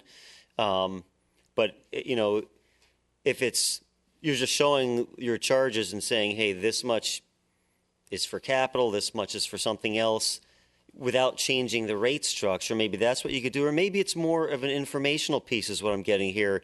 We could show a breakout of the bill. Here's the typical bill. Here's how much is going to O&M. Here's how much is going to water purchases. Here's how much is going to capital needs. And maybe some highlights of some of the capital projects that are either in progress or have occurred on the bill, something like that, I think would be useful. Councilman Schroeder, sorry to interrupt. I record my bill every quarter and have since I moved back to Millbrae in 2006. And I'm looking at the water rate. So there's the meter, the usage compared to the previous year, gallons per day, water, and then the water fee connection fee. So in effect, don't we have an infrastructure section? We've got a usage component of the bill now, and we have we call it a connection fee, but that basically is infrastructure, isn't it? What is the connection fee covering then? In which case, I agree completely. We need to know what these various categories are actually going to, without even talking about the water tanks, which to me sounds like it could be a third, fourth, fifth, seventh column. Yeah, your water rates include two components. There's a fixed charge, and maybe on your bill it's called a connection fee, but sometimes it's called a meter charge or a fixed service charge. Was that? I didn't bring a bill. I have my bill. It's water service, and then it's water usage. Yeah. Water service is the fixed amount. You need to be on the mic. I can hear you. Actually, Alex, take it away. The water service is the fixed amount. Water usage is your consumption. Those are two different rates. That's right. There are two components. The fixed component based on meter size and the usage based on your metered water use. A lot of your system's costs are fixed costs. If you're going to say you've got a lot of staffing, administration, you've got facilities that need to be maintained, you've got capital costs. Those costs don't go up and down each month with changes in water use and have to be incurred no matter what. Doesn't mean your fixed charges are high enough to recoup all your fixed costs. That's actually not what I'm asking. It's looking at our existing bill. We might be calling it connection or usage. Why don't we just elaborate on what it is, what it covers right there? I've got more things on here. This is what I'd like to see when this comes back. I think one of the public said that really what they'd like to know, because we're changing the SSO to the Clean Bay fee, and now we're changing water. What is a new future bill going to look like? So I'd like to see a mock-up of a winter bill and a summer bill. And going back through my 10 or 12 years of history here, October is my highest. The September-October bill is always my worst one. And then the gentleman who talked about his wife being on dialysis, PG&E has a lower rate for people with medical issues. I know that my household has a lower rate because my mom's on oxygen or has been periodically been on oxygen. Is there a way that we can do a water rate for people who are medically required to use water? I'm not familiar with the world of dialysis, but there might be other conditions that require water, and is it legal for us to do that like PG&E does for energy? I can answer that one. So anytime you reduce a rate that would otherwise be charged to a user, you're creating a subsidy which is not allowed under the state constitution. The general fund can pay for that. So the general fund could pay for any discount program that the city council might want to consider to help any number of different users. But those costs can't be charged. The extra cost to me, if I have dialysis, can't be charged to you because that's a subsidy and that's not legal. Okay. So under Proposition 218, it doesn't, people are charged utility rates based on the cost of providing the service. And it doesn't matter if you're blind or you can't hear, or you use the cost of service, and under the Constitution, you pay for your cost proportionally. And the reason being that if you don't, others are covering it for you. So is it fair to have other Millbrae, water users cover for a family that does have a disability? I mean, a lot of families have disabilities, so we'd all cover for each other. So I guess the idea is everyone, every water user is charged the cost of water. And yet PG&E does it for people who are PG&E is not a public agency. They are a private, and one of the reasons this city has decided in the past to use the PG&E system is that we didn't have the staff resources to undertake what they do to vet. Two different things. We're not under the care package. We simply get a lower unit cost for the certain number of units. No, I understand that, but when you're doing the home city health has care. borrowed PG&E and used the general fund to institute that program is that we didn't have the staff resources to do all the work ourselves. I think it's great to use the PG&E model. Okay, I know that you're getting. There was a question about, or confusion over the passage of future bonds, and I didn't capture everything he said. That may even have been Todd's comment. Could we get a clarification of, is this a bond that we have to go out to the voters for, or is this a different mechanism? And just clarify it the next time you come back. I can answer right now. Okay. Bonds are, if you pass a 5-year rate plan that's sufficient to pay the cost of bonds, we can go out to the bond market and sell those bonds. Typically, they're paid back over 30 years, and that makes sense because you don't want to charge today's users the entire cost of a $10 million water tank that's going to last for more than 30 years. So you're spreading the cost over time, which is a fair and equitable and a prudent thing to do, much like you pay your mortgage over 30 years. I'm just concerned that the public might be getting confused over this bond versus how we may pay for the community center rebuild, and that we make sure that we keep these issues separate. Yeah, but all we keep hearing is bond, and bond is bond to most of us. The Clean Bay charge, there is a bond, bonding is substantially used to fund the capital needs of that program, but not for the water rates. The only debt financing used in the water rates is, in the next 5 years, is about, a little over $6 million to help fund construction of 2 water tanks, because you don't have that cash sitting around. So it's very limited debt financing for the water rate projections. Vice Mayor Pappen has brought this up under the CARE program, and I talked to a couple of people at the break. There is confusion. The bill insert usually talks about conservation type issues. Can we not make the CARE program a permanent addition to the bill? Right now, when you get your PG&E bill, it's a separate handout in the PG&E bill, but our bill is an automatic self-fold.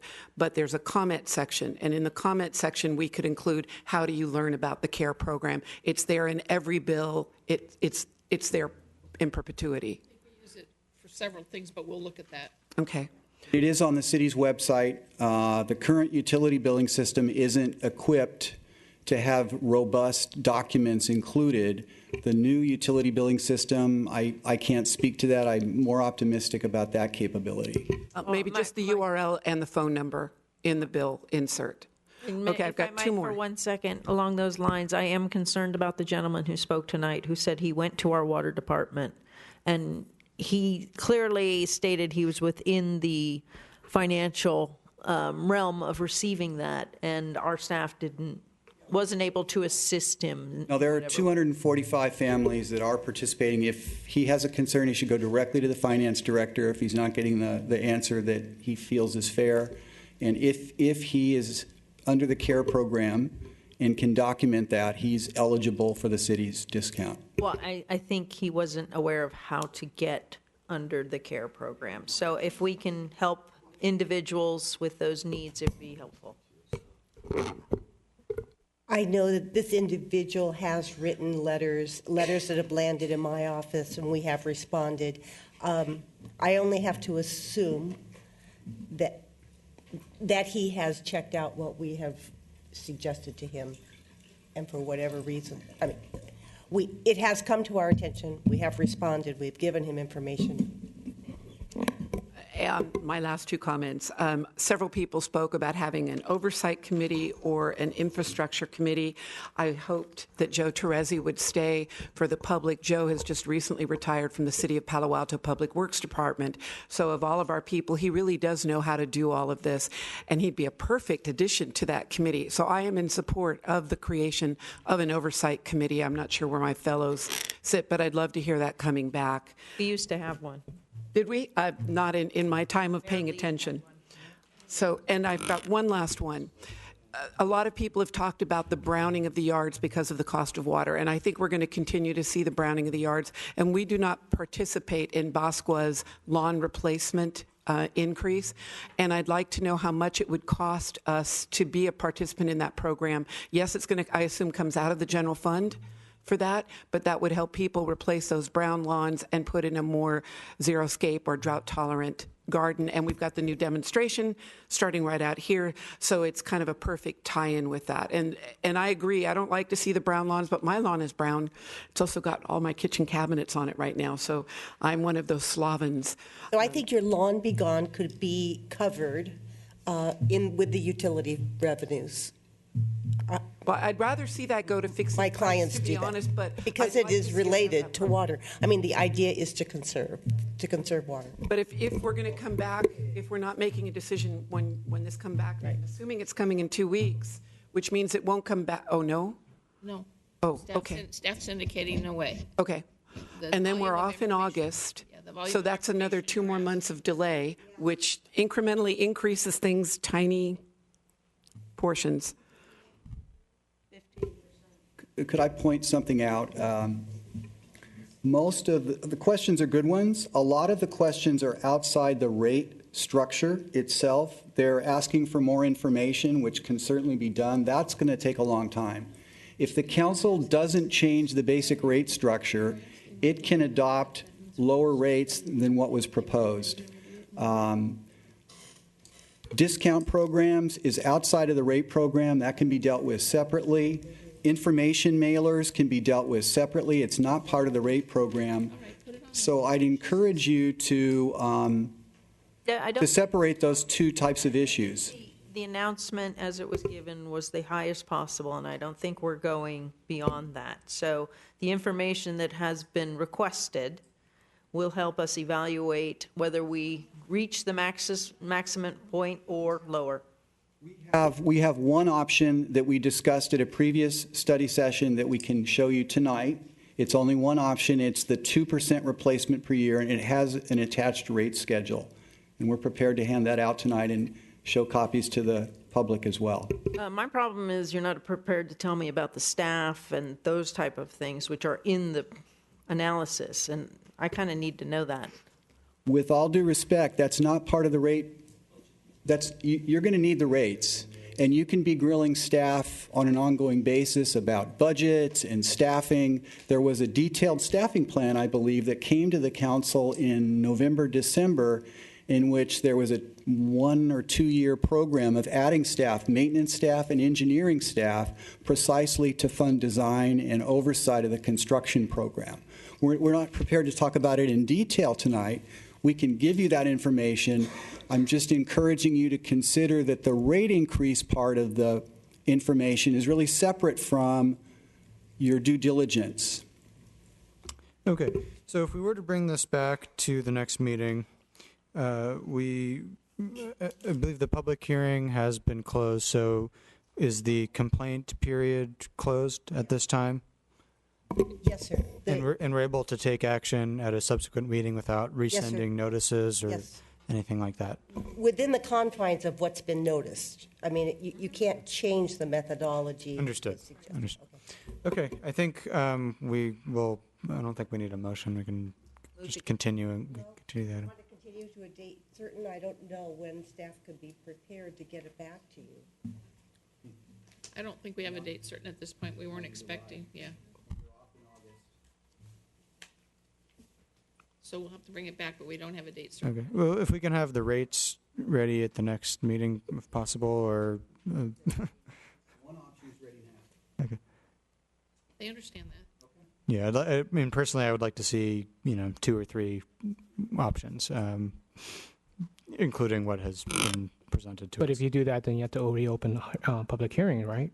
No, not if they're below that amount. As long as you're below the amount. Below, equal or below that amount. Okay, so let's continue this item then to. Are we going to report the? Oh yes, can we do the tally of the complaint period, or can we do that between now and then and announce that at the next meeting what the tally was? Okay. It's not really relevant. It's not needed right now. Taking action tonight. Okay. All right. We do have a closed session this evening, so I think in interest of time, we will forego council comments and adjourn to closed session. With the closed session? Yeah. You mean, can we? All right. Good evening, everyone. We could do it at our special meeting. We could do it at our special meeting next. So we can continue the closed session as well.